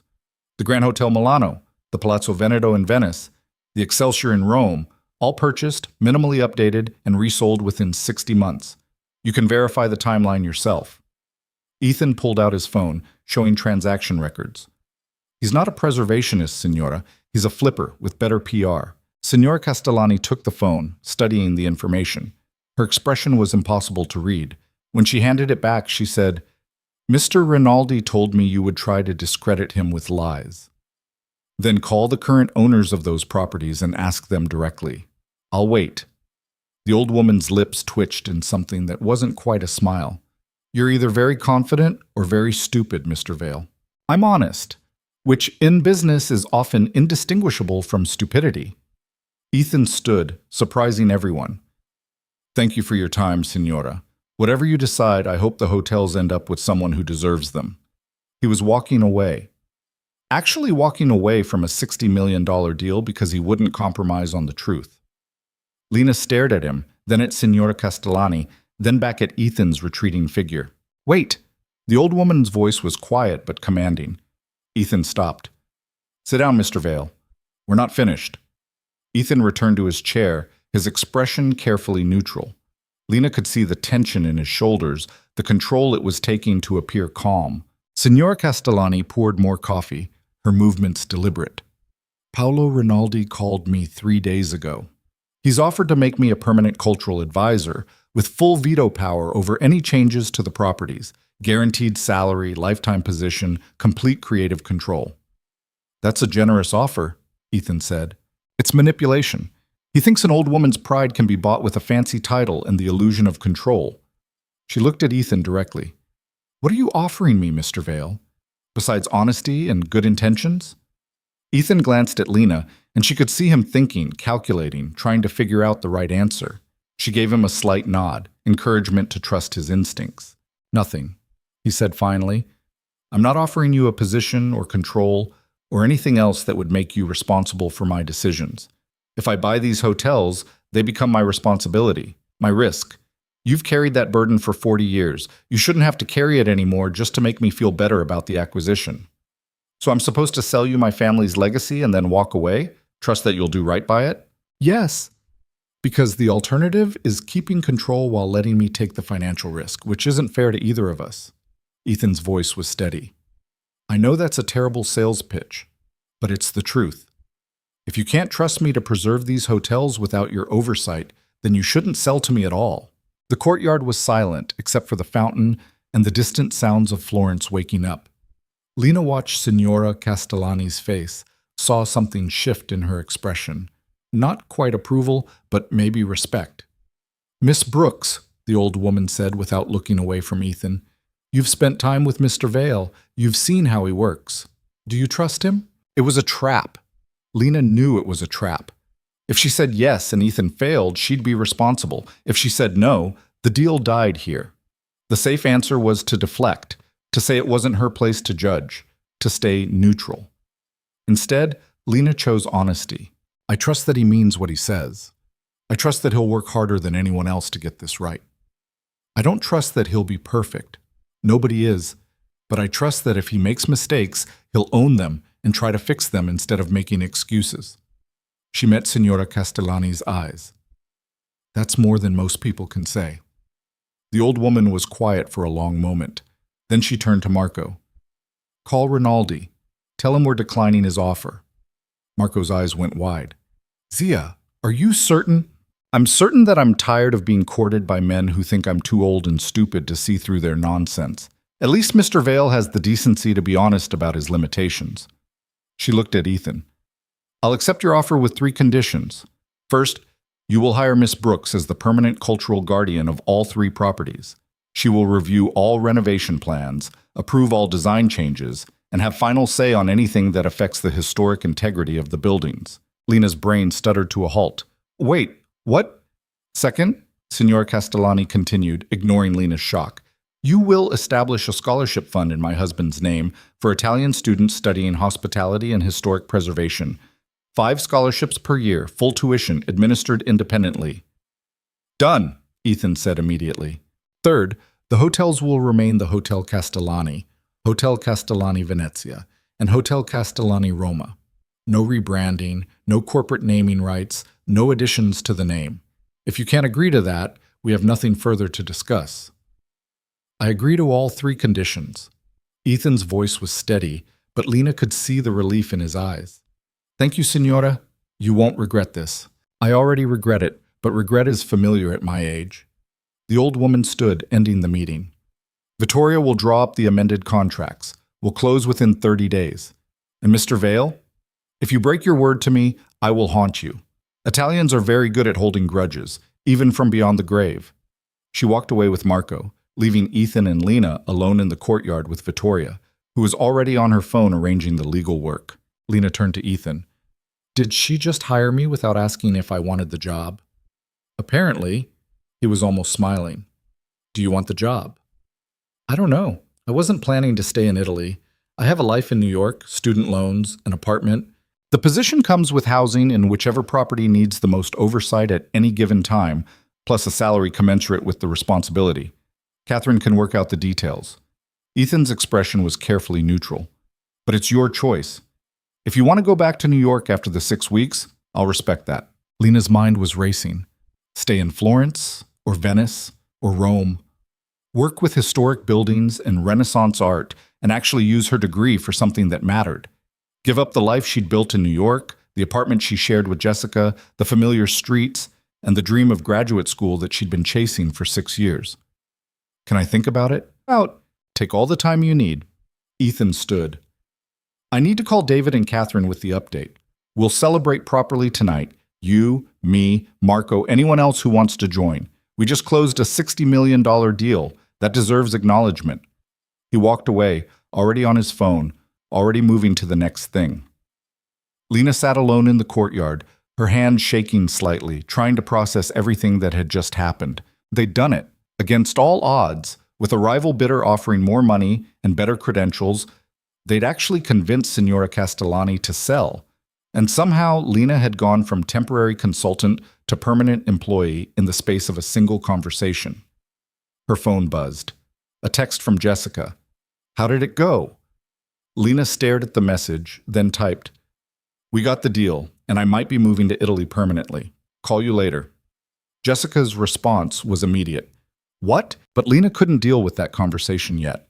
She put her phone away and walked through the hotel, up the stairs to the 2nd floor, past the frescoed hallways to her small, perfect room. She needed to think. She needed to figure out what she actually wanted instead of just reacting to what other people offered her. The problem was, she had no idea what she wanted anymore. 3 hours later, Lena was still sitting on her bed, staring at her laptop screen without really seeing it, when someone knocked on her door. She opened it to find Marco holding a bottle of champagne and wearing an expression of pure relief. We're celebrating in the dining room. Everyone's there. Vittoria, the hotel staff, some of the longtime guests who've been watching this drama unfold. You have to come. I'm not really in a celebrating mood. Too bad. You helped save these hotels. The least you can do is drink champagne about it. Marco's smile was warm. Come on. My aunt specifically asked for you. Lena couldn't say no to that. She changed into something nicer than the jeans she'd been wearing and followed Marco downstairs to find the dining room transformed. Tables pushed together, candles lit, food appearing from the kitchen in waves. The staff had clearly been preparing for this, probably since the moment Signor Castellani had accepted Ethan's offer. Ethan was there, looking more relaxed than Lena had ever seen him, talking with Vittoria about contract timelines.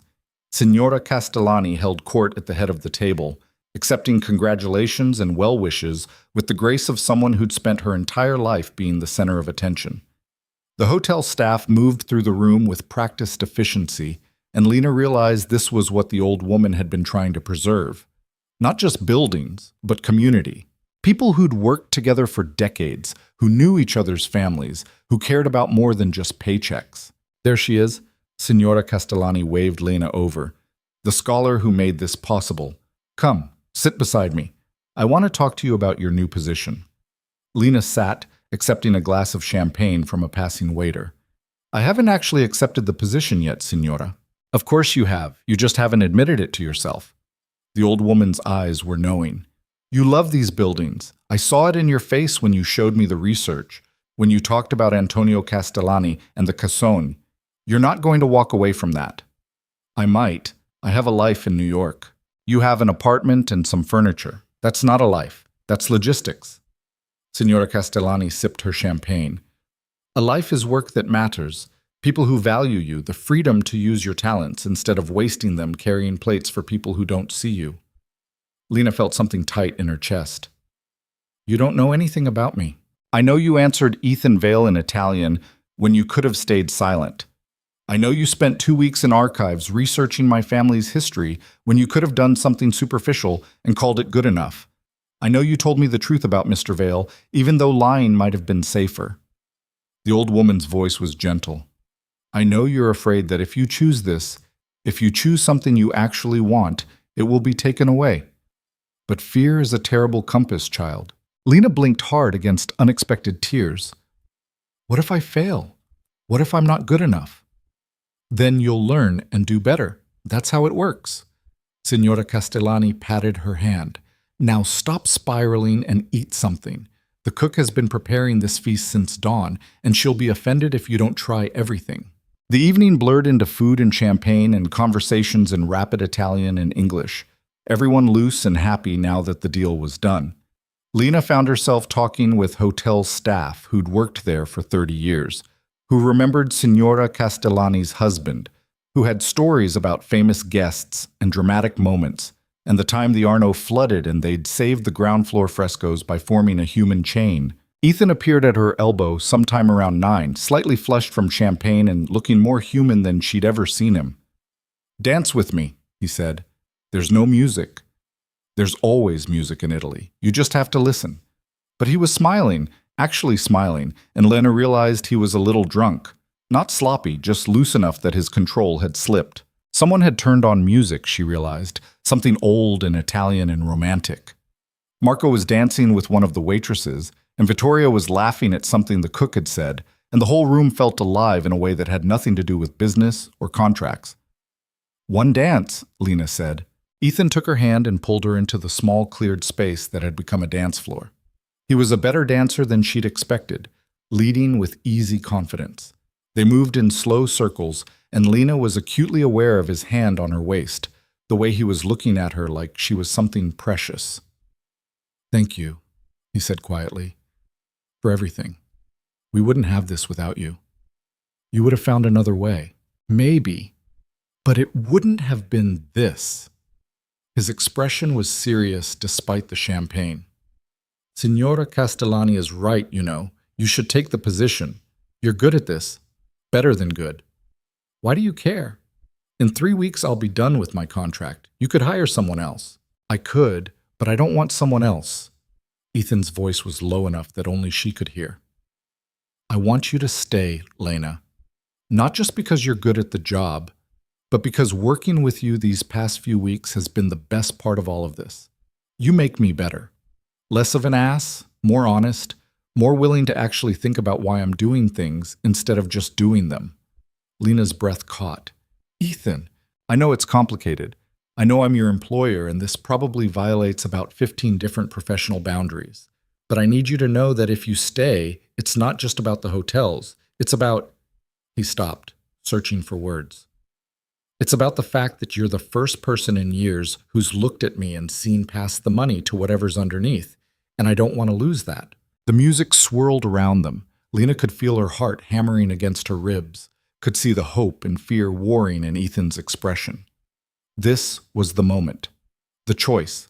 She could say no, could go back to New York and her safe, familiar life, could avoid all the complications that came with staying, or she could choose beauty and consequence, like Paris choosing Aphrodite, knowing it would change everything. "I'll stay," Lena heard herself say. "But we're doing this right. Separate professional and personal, clear boundaries, no confusion about what's work and what's not. I'm not going to be the employee you're sleeping with." "I wouldn't ask you to be." Ethan's relief was visible. "We'll figure it out. Slowly, carefully, the right way. And if it doesn't work, then we'll deal with that too. Like adults who actually communicate instead of making assumptions." He pulled her slightly closer. "Is this okay?" "It's okay." They danced until the song ended and another began, and Lena let herself feel the moment instead of analyzing it. Tomorrow she'd worry about logistics and contracts and what Jessica would say. Tomorrow she'd start figuring out what being the cultural guardian of 3 historic hotels actually meant. Tonight, she'd just dance with a man who saw her, who valued her, who'd walked away from a $60 million deal rather than compromise his honesty. The celebration went late, and by the time Lena made it back to her room, it was past midnight and she was exhausted in the best way. She fell asleep with moonlight streaming through her window and the distant sound of Florence at night, and for the first time in years she felt like she was exactly where she was supposed to be. She woke to her phone ringing at 6 a.m. Ethan's name on the screen. "This better be important," she said, her voice rough with sleep. "It is.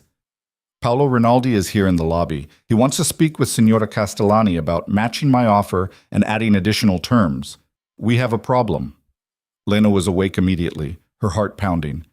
"I'm coming down." She threw on clothes and ran down the stairs to find the lobby in chaos.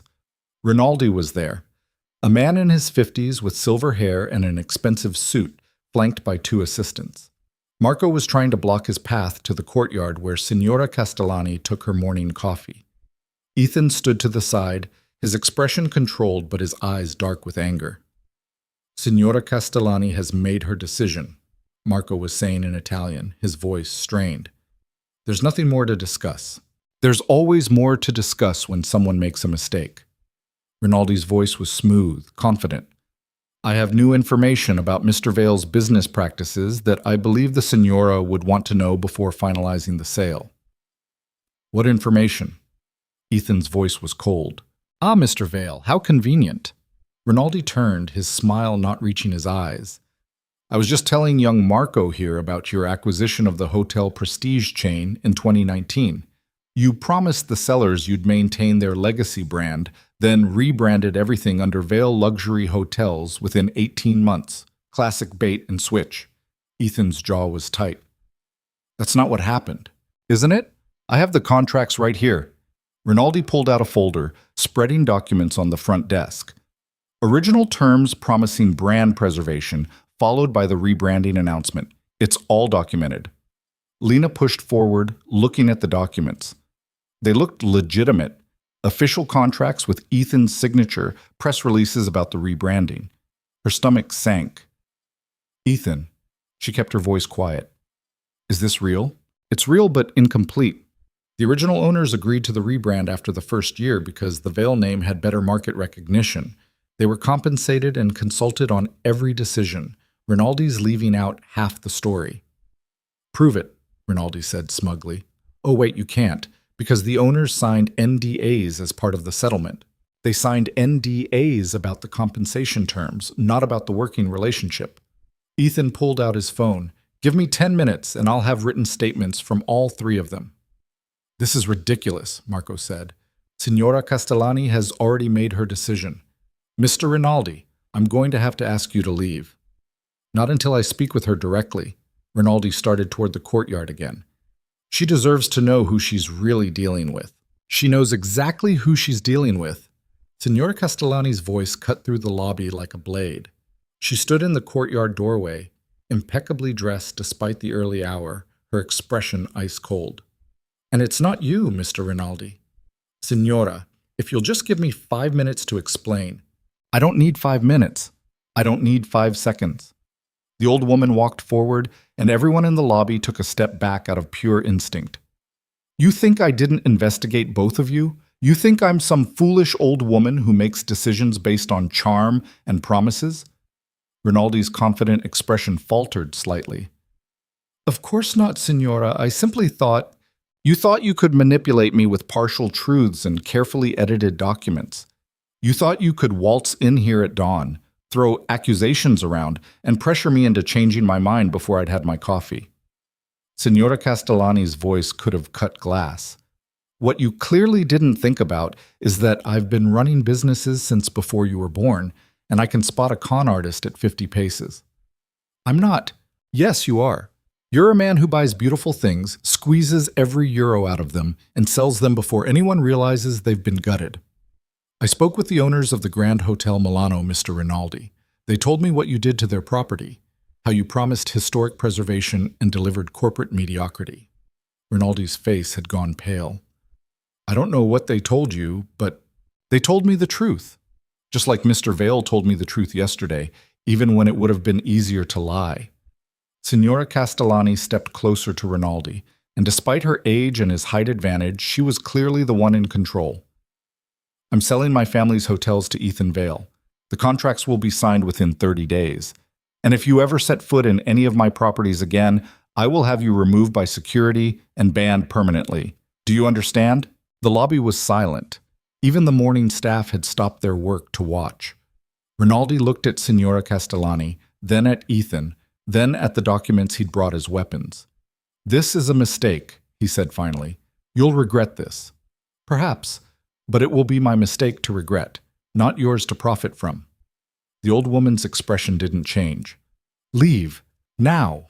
Rinaldi left with as much dignity as he could manage, his assistant scrambling after him.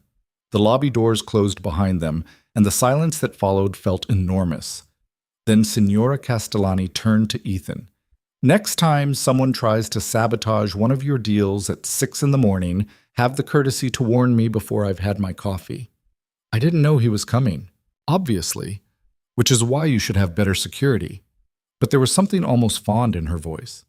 Come, we're having breakfast in the courtyard, all of us, and Mr. Vale can explain to me exactly what happened with that hotel chain rebrand, because I want to hear the full story. They followed her to the courtyard, where the morning sun was just starting to hit the lemon trees. Staff appeared with coffee and pastries and fresh fruit. Lena sat between Ethan and Marco, still trying to process what had just happened. Ethan explained the hotel prestige situation, providing details and context that Rinaldi's documents had deliberately omitted. The original owners had struggled with brand recognition, had requested the change themselves, had remained as consultants throughout the transition. The NDAs had protected their compensation package, not hidden any wrongdoing. Signora Castellani listened without interrupting, her sharp eyes missing nothing. When Ethan finished, she was quiet for a moment. You should have led with that story yesterday, she said finally. It would have saved us all some drama this morning. I didn't think anyone would try to use it against me. Then you're more naive than I thought. There's always someone trying to use something against you. The old woman sipped her coffee. But the fact that you were prepared to defend yourself without resorting to lies is in your favor. Rinaldi would have invented a story and made it sound convincing. You simply told the truth and let it speak for itself. Marco cleared his throat. Zia, how did you know Rinaldi was lying?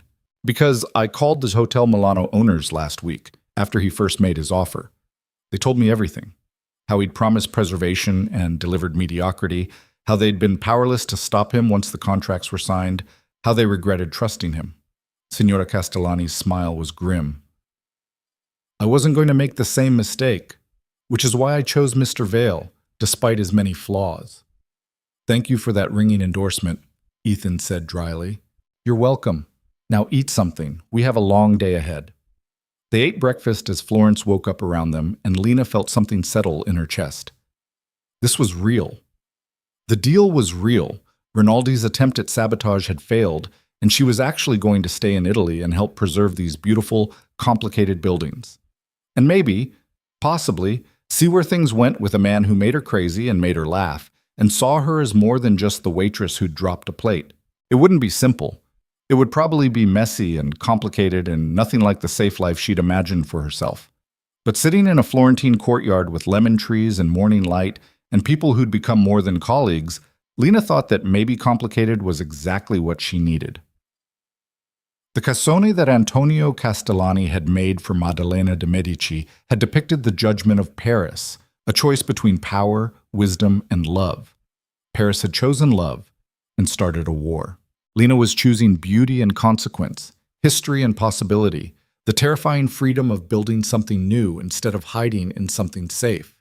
And if that started a war with her own fears and doubts, well, she was learning that some wars were worth fighting. 6 months felt like both forever and no time at all. Lena stood in the courtyard of Hotel Castellani on a November evening, watching workers hang lights in the lemon trees for what Ethan kept calling the reopening celebration, and what everyone else recognized as his elaborate excuse to throw a party. The renovations had finished ahead of schedule, the frescoes restored to their original glory, the plumbing updated without sacrificing a single historic detail. The Venice and Rome properties were still in progress, but Florence was done, beautiful, perfect in its imperfect lived-in way. "You're doing that thing again," Jessica said from behind her. She'd flown in 2 days ago and had spent most of that time alternating between being amazed by Italy and giving Lena pointed looks about Ethan. "What thing?" "The thing where you stare into space and look terrified and happy at the same time. It's very dramatic, very Italian actually. You're assimilating." Lena turned to find her former roommate holding 2 glasses of wine, both probably from the hotel's newly restored cellar. "I'm not terrified. You're a terrible liar. You've always been a terrible liar." Jessica handed her a glass. "But you do look happy. Happier than I've ever seen you, actually." That was probably true. Lena had spent 6 months doing work that mattered, living in cities she'd only dreamed about, using her degree for something besides impressing people at parties she never attended. She'd found the cassone, eventually. Antonio Castellani's marriage chest was in a private collection in Milan, and the owner had agreed to loan it to the hotel for the reopening. It would sit in the lobby, a tangible piece of the history Lena had uncovered in dusty archives. She'd also spent 6 months navigating the complicated, messy, wonderful reality of being with Ethan Vale. They tried to keep it professional at first. Separate hotel rooms, carefully maintained boundaries, no public displays of affection that might make the staff uncomfortable. That had lasted about 3 weeks before Ethan had shown up at her door in Venice at midnight with takeout and an admission that he was terrible at pretending he didn't care about her. "I'm not good at this," he'd said, standing in the hallway with Thai food and an expression of frustrated honesty. "I'm not good at relationships or feelings or any of the things that normal people seem to manage easily, but I'm trying. And I need you to know that you're not just convenient or some attempt at redemption for being an ass in that restaurant. He'd stopped, searching for words. "You're the person I want to talk to when something good happens, when something bad happens, when nothing happens at all. And I don't know what to call that except important." Lena had let him in, obviously. They'd eaten pad thai on her tiny hotel balcony overlooking the Grand Canal and talked until 3 a.m. about everything and nothing, about his daughter Mia, who Lena had met the previous month, and who'd immediately interrogated her about whether she knew any princesses, about Lena's mother, who died believing her daughter would do something extraordinary, about the fear of failing at something that mattered more than anything either of them had attempted before. They still fought. Ethan was still difficult and demanding and sometimes forgot that other people weren't as comfortable working 16-hour days. Lena was still stubborn and occasionally too honest and had a tendency to take on more projects than any human could reasonably manage. But they were learning. How to communicate instead of assume. How to apologize instead of defend. How to build something together instead of just coexisting. "He's good for you," Jessica said now, pulling Lena back to the present. "I wasn't sure at first. The whole billionaire boss thing seemed like a recipe for disaster. But he looks at you like you're the only person in the room, even when the room is full of important people trying to get his attention. That's just focus. He's very focused. That's not focus, that's love. But sure, call it whatever makes you comfortable." Jessica clinked her glass against Lena's. "For what it's worth, I'm proud of you. You took a chance on something scary and it worked out. That's rare." Lena wanted to argue, to point out all the ways it could still fall apart, but movement across the courtyard caught her eye. Ethan had arrived with Catherine and a little girl in a blue dress, who was currently spinning in circles and laughing at the lights in the trees. Mia. 6 years old, fearless, with Ethan's gray eyes and his ex-wife's dark curls. She'd taken to Lena immediately, which Claire had admitted was unusual. Mia was cautious with new people, especially women who might be trying to replace her mother. But Lena had never tried to replace anyone. She'd just been herself, and somehow that had been enough. "Lena!" Mia spotted her and ran over, nearly tripping over her own feet. "Dad says the chest is here. The one from the Medi-something family. Can I see it?" "The Medici family. And yes, you can see it. It's in the lobby." Lena took Mia's hand. "Come on, I'll show you." They walked inside, Jessica trailing behind with an amused expression. The cassone sat on a custom-built platform in the center of the lobby, behind velvet ropes that made it clear this was for looking, not touching. It was smaller than Lena had imagined, maybe 4 feet long and 2 feet tall, but exquisitely detailed. The walnut inlay depicted the Judgment of Paris in stunning precision. 3 goddesses, 1 mortal man, a golden apple that had started a war. "It's pretty," Mia said, pressing her nose almost against the rope barrier. "Why are they all naked?" That's how artists painted people in the Renaissance. They thought the human body was beautiful. Lena crouched down to Mia's level. "See this scene? It's about making a choice. Paris had to pick which goddess was the most beautiful, and whichever one he chose would give him a gift. What did he pick? The goddess of love. She promised him the most beautiful woman in the world, but taking her started a war. Mia considered this seriously. That seems like a bad choice. A lot of people thought so, but maybe he thought love was worth fighting for. Lena glanced up to find Ethan watching them from the lobby entrance, his expression soft in a way she'd only started seeing in the past few months. "What do you think? Is love worth fighting for?" "I think fighting is dumb," Mia said with the certainty of someone who'd clearly thought about this. "You should just talk about your feelings instead. That's what my therapist says." Jessica made a noise that was definitely a laugh disguised as a cough. Lena bit back a smile. "Your therapist is very smart." "I know. She has an office with a sandbox." Mia turned back to the cassone. "Can I touch it?" "No, sweetheart. It's very old and fragile set." "That's what Dad says about Signora Castellani, but she let me help her plant herbs yesterday." "That's different. Signora Castellani is tougher than this cassone."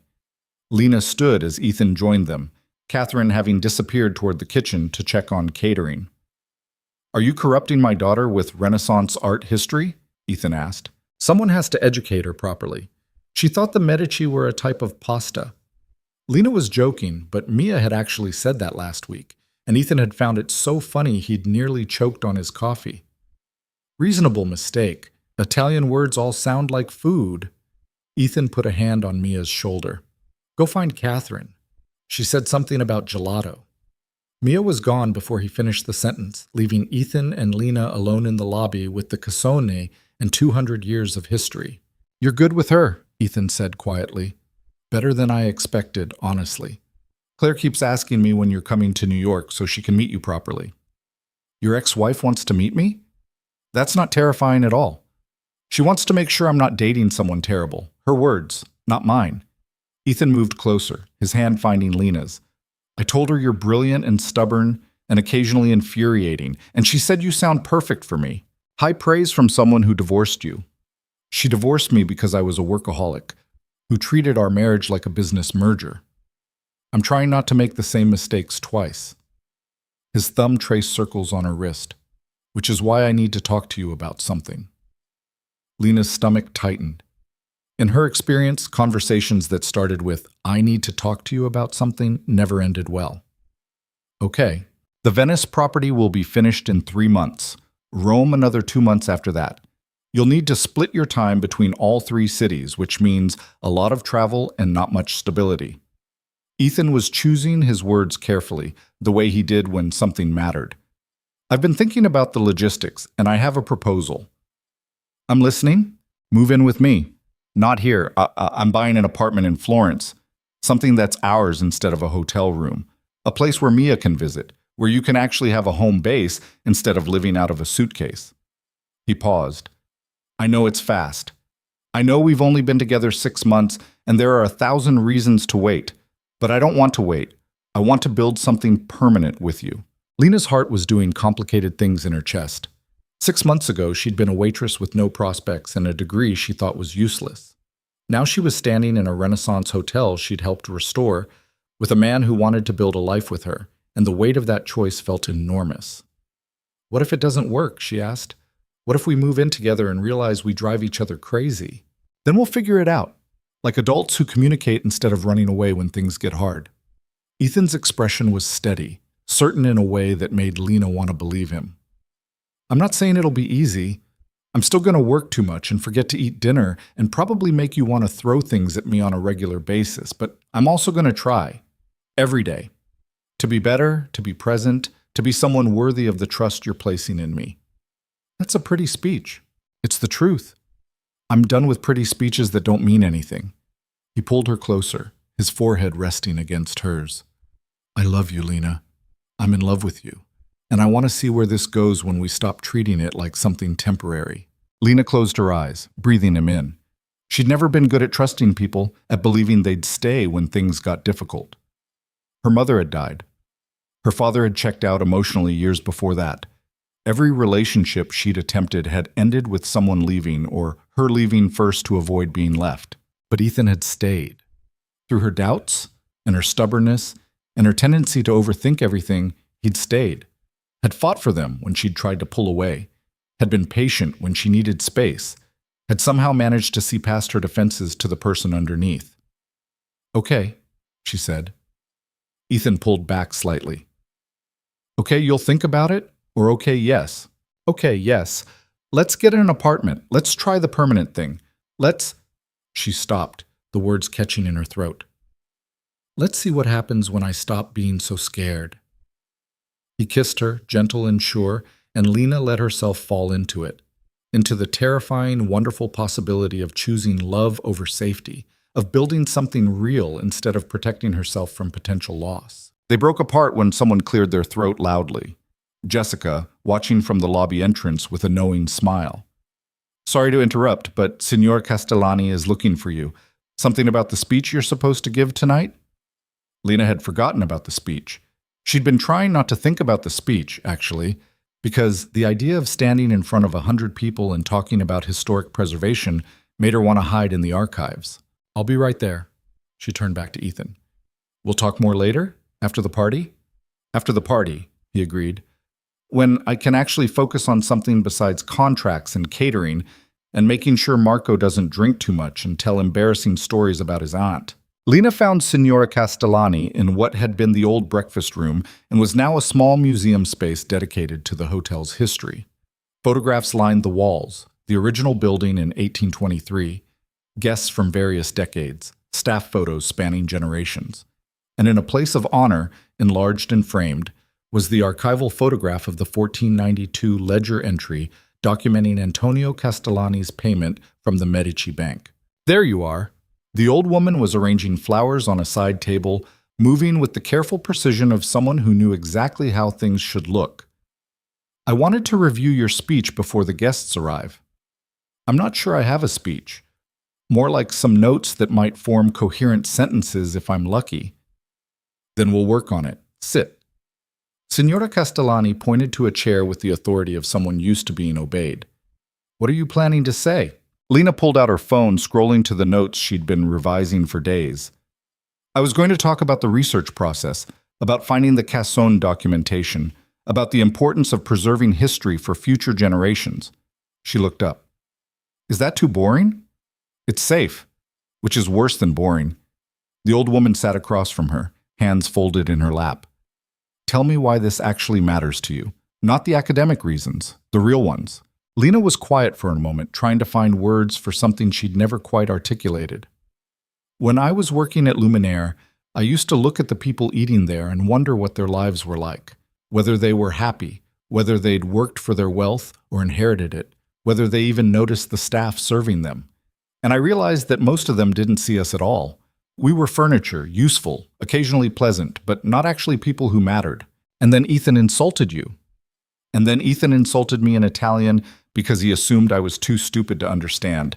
And I could have stayed quiet, could have cleaned up the plate, and apologized, and kept my job.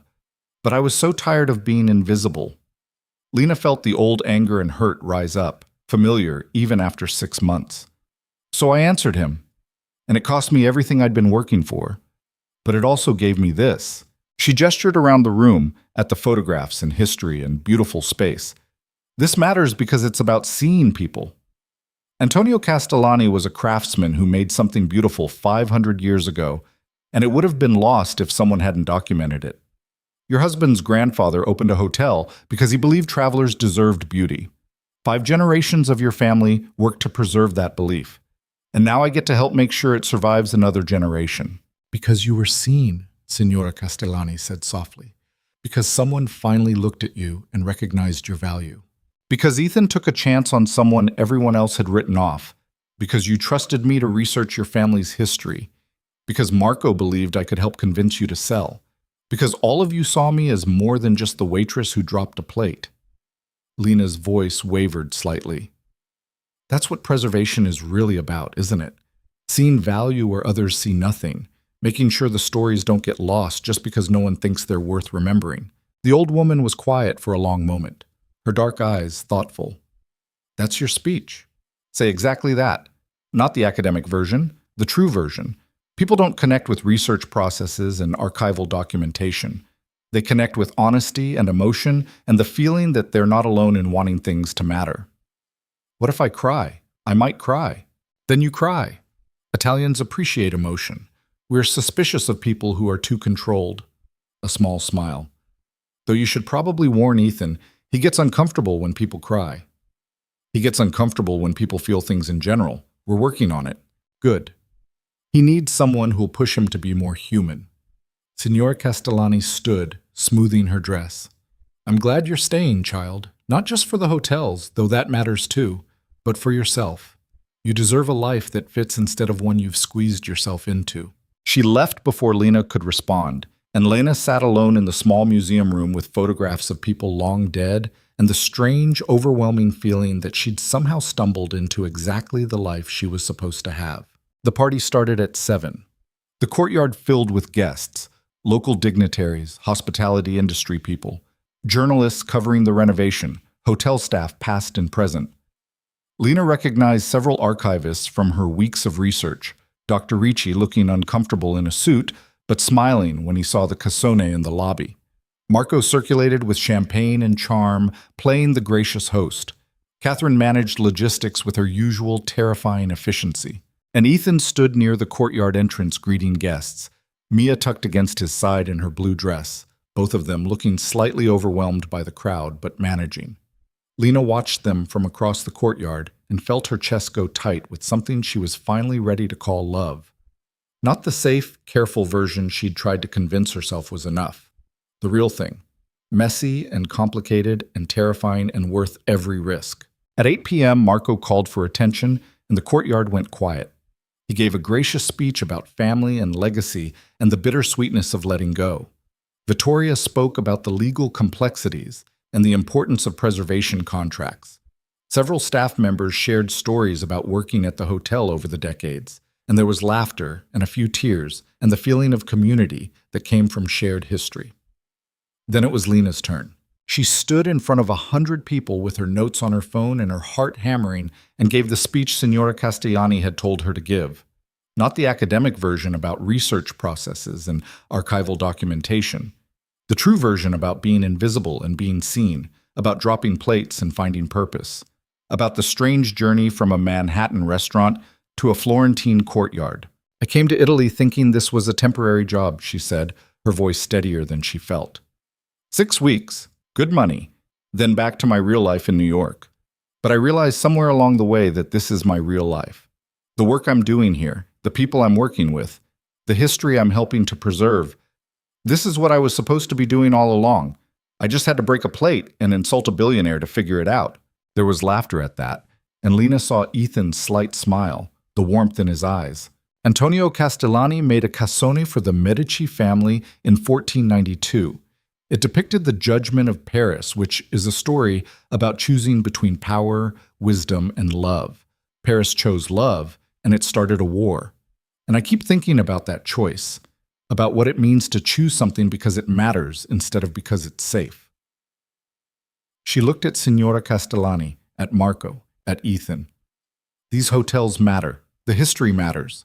The people who built them and maintained them and fought to preserve them matter. and I'm honored to be part of that story now.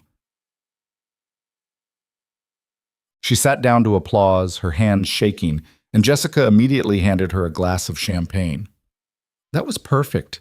You didn't even cry. I almost did, multiple times. But you didn't. Growth. Jessica clinked her glass against Lena's. I'm going to miss having you in New York, but this suits you. The whole sophisticated European thing. Very impressive. I'm not sophisticated. I'm just employed in a place with better architecture. Same thing, basically. The party continued for hours. Lena circulated, accepting congratulations and answering questions about the research process, and trying not to get cornered by journalists who wanted quotes about Ethan Vale's business practices. She found herself talking to former staff members who remembered Signora Castellani's husband, who had stories about the hotel in the 60s and 70s, when Florence was full of artists and writers and young people looking for beauty. Around 11 p.m., she escaped to the small museum room, needing a break from the noise and the people. The cassone sat in its frame on the wall, Antonio Castellani's work preserved and visible after 500 years. The Judgment of Paris, frozen in walnut inlay, a choice made and consequences accepted. Hiding? Ethan's voice came from the doorway. Regrouping, there's a difference. Lena turned to find him loosening his tie, Mia presumably asleep somewhere with Catherine watching over her. Good party. Successful party, not the same as good. He moved closer, studying the cassone. Do you ever wonder what happened to Maddalena, the Medici daughter who received this as a wedding gift? All the time. The records say she married a minor noble from Ferrara, had 4 children, died in 1520. But that's just facts. I don't know if she was happy, if she loved her husband, if she ever looked at this scene and thought about choices and consequences. Maybe she was happy. Maybe she chose beauty and love, and it worked out. Ethan's hand found hers. Not everything that starts with a difficult choice ends in war. Paris and Helen started a war. Paris and Helen also loved each other enough that he'd fight an entire civilization for her. That's not nothing. Ethan pulled Lena closer, his voice quiet. I'd fight for you, if it came to that, just so you know. You're very dramatic tonight. I'm very drunk tonight. Catherine keeps refilling my champagne when I'm not looking. But his eyes were clear, focused on her with an intensity that made Lena's breath catch. I meant what I said earlier, about moving in together, about building something permanent. I want that with you, not because it's efficient or strategic or good for business. Because you make me better. Because I'm happier when you're around. Because loving you is the first thing I've done in years that has nothing to do with work or obligation or trying to prove something to people who don't matter. Lena felt tears prick at her eyes, the emotion she'd held back during her speech finally breaking through. I love you too, even though you're impossible and demanding, and sometimes I want to throw heavy objects at your head. That's fair. I'd probably deserve it. Ethan wiped away a tear that had escaped down her cheek. We're going to screw this up sometimes, both of us. We're going to fight and make mistakes and have moments where we wonder if this was a terrible idea. But I think we're also going to be okay. Better than okay. How do you know? Because we're both too stubborn to give up on something that matters. And this matters, Lena. You matter. She kissed him, there in the small museum room with history on the walls, and a cassone that had survived 500 years, and the feeling that maybe, possibly, they were building something that would last just as long. They broke apart when voices echoed from the lobby, the party winding down, guests starting to leave. Ethan sighed, his forehead resting against hers. I should go play host, make sure everyone leaves happy, and we get good press coverage. Always working, he admitted. But after tonight, I'm taking 3 days off. No calls, no meetings, no business emergencies, just you and me and Mia if she wants to join. We'll go to the coast, find a small town nobody's heard of, eat too much seafood, and sleep late. That sounds perfect. Then it's a date. He kissed her once more, quick and sure, then headed back to the party. Lena stayed in the museum room a bit longer, looking at the photographs of people who'd built this place, who'd maintained it through wars and floods and the simple passage of time. She thought about her mother, who'd died believing her daughter would do something extraordinary, about all the years she'd spent waiting tables and telling herself that someday, eventually, She'd get to use her degree for something that mattered. Someday had arrived. Eventually was now. And it had started with a broken plate and an insult in Italian, and the choice to answer honestly instead of staying safe. 6 months later, Lena would stand in the same courtyard with Ethan and Mia and Signora Castellani, and Ethan would pull out a ring that had belonged to his grandmother. Simple gold with a small emerald, nothing ostentatious or flashy. He'd propose without getting down on one knee because Mia had already told him that was cheesy, and Lena would say yes because by then the choice wasn't even hard. It was just true. They'd get married in the small chapel at Santa Maria Novella, the same church where the Castellani family had commissioned their chapel in 1510. Signora Castellani would cry, which would make Marco cry, which would make half the guests cry. Mia would be the flower girl and take her duties so seriously that she'd correct the priest's pronunciation twice. Jessica would fly in from New York and tell everyone who'd listen about how she'd always known they'd end up together, which was revisionist history, but nobody would argue. The hotels would thrive. Venice and Rome would finish their renovations and reopen to acclaim and full bookings. Lena would find 3 more pieces of Antonio Castellani's work in various museums and private collections, and eventually convince them all to loan the pieces for a permanent exhibition in the Florence Hotel. She'd write a book about the Castellani family that would get decent reviews and sell moderately well and matter more to her than anything she'd accomplished before. Ethan would learn to take vacations, would get better at being present instead of always thinking 3 steps ahead, would occasionally still be impossible and demanding, but would also show up when it mattered and try harder than anyone Lena had ever known to be good at something he'd never been taught. They'd fight sometimes, about work-life balance and whose turn it was to pick up Mia from school, and whether they should expand into other European cities or focus on deepening what they'd already built. But they'd also learn to talk instead of assume, to apologize instead of defend, to choose each other even when it wasn't easy. Mia would grow up spending summers in Florence and school, years in New York with her mother, fluent in Italian and English and completely comfortable moving between worlds. She'd ask questions about art and history and why people made the choices they made, and Lena would tell her about the judgment of Paris, about choosing love over power or wisdom, about how sometimes the right choice looked like the dangerous one, but was actually the only one that mattered. But that was all still to come. Tonight, Lena just stood in a museum room in a Renaissance hotel with her phone still showing her speech notes and tears drying on her face and the overwhelming feeling that her life had finally, imperfectly, beautifully, become something worth fighting for. She walked back to the party, to Ethan and Jessica and all the people who'd helped her build this impossible thing. The courtyard was still full of light and laughter, the lemon trees strung with tiny bulbs that made everything look magical. Somewhere a musician had started playing, and couples were dancing in the space between tables. Ethan saw her and held out his hand, an invitation. Lena took it, letting him pull her into the dance even though the music was too fast, and they were both terrible dancers and nothing about this was smooth or perfect. But it was real. It was hers. And after years of being invisible, of carrying plates for people who didn't see her, of convincing herself that safe was the same as happy, Lena Brooks had finally chosen beauty and consequence and the terrifying freedom of being seen. The cassone that Antonio Castellani had made for Maddalena de' Medici sat in the lobby, 500 years old and still beautiful, proof that some things lasted, not because they were protected from the world, but because someone had cared enough to preserve them. Lena understood that now. Preservation wasn't about keeping things frozen and untouchable.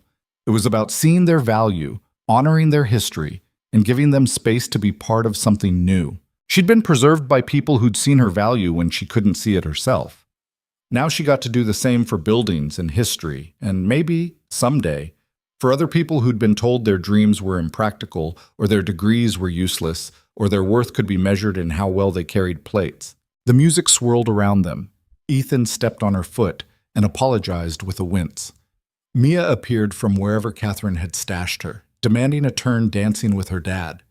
Jessica captured it all on her phone, probably already planning the Instagram post she'd write about her best friend's ridiculous fairy tale life.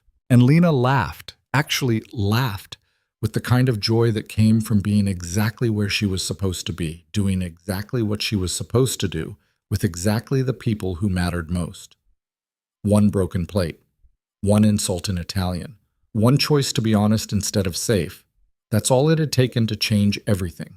The lights in the lemon trees glowed against the November darkness, and Lena Brooks, former waitress, current historian, future wife, permanent guardian of things worth preserving, danced in a Florentine courtyard and thought that maybe Paris had been right all along. Love was worth fighting for. Beauty was worth preserving. And some choices, no matter how difficult or dangerous they seemed, were actually just the truth waiting to be acknowledged. She'd chosen her truth. Now she got to live it. And that was worth every broken plate, every moment of fear, every risk she'd taken to get here. The party went on into the night, and Lena stayed in the center of it all, finally, completely, impossibly seen.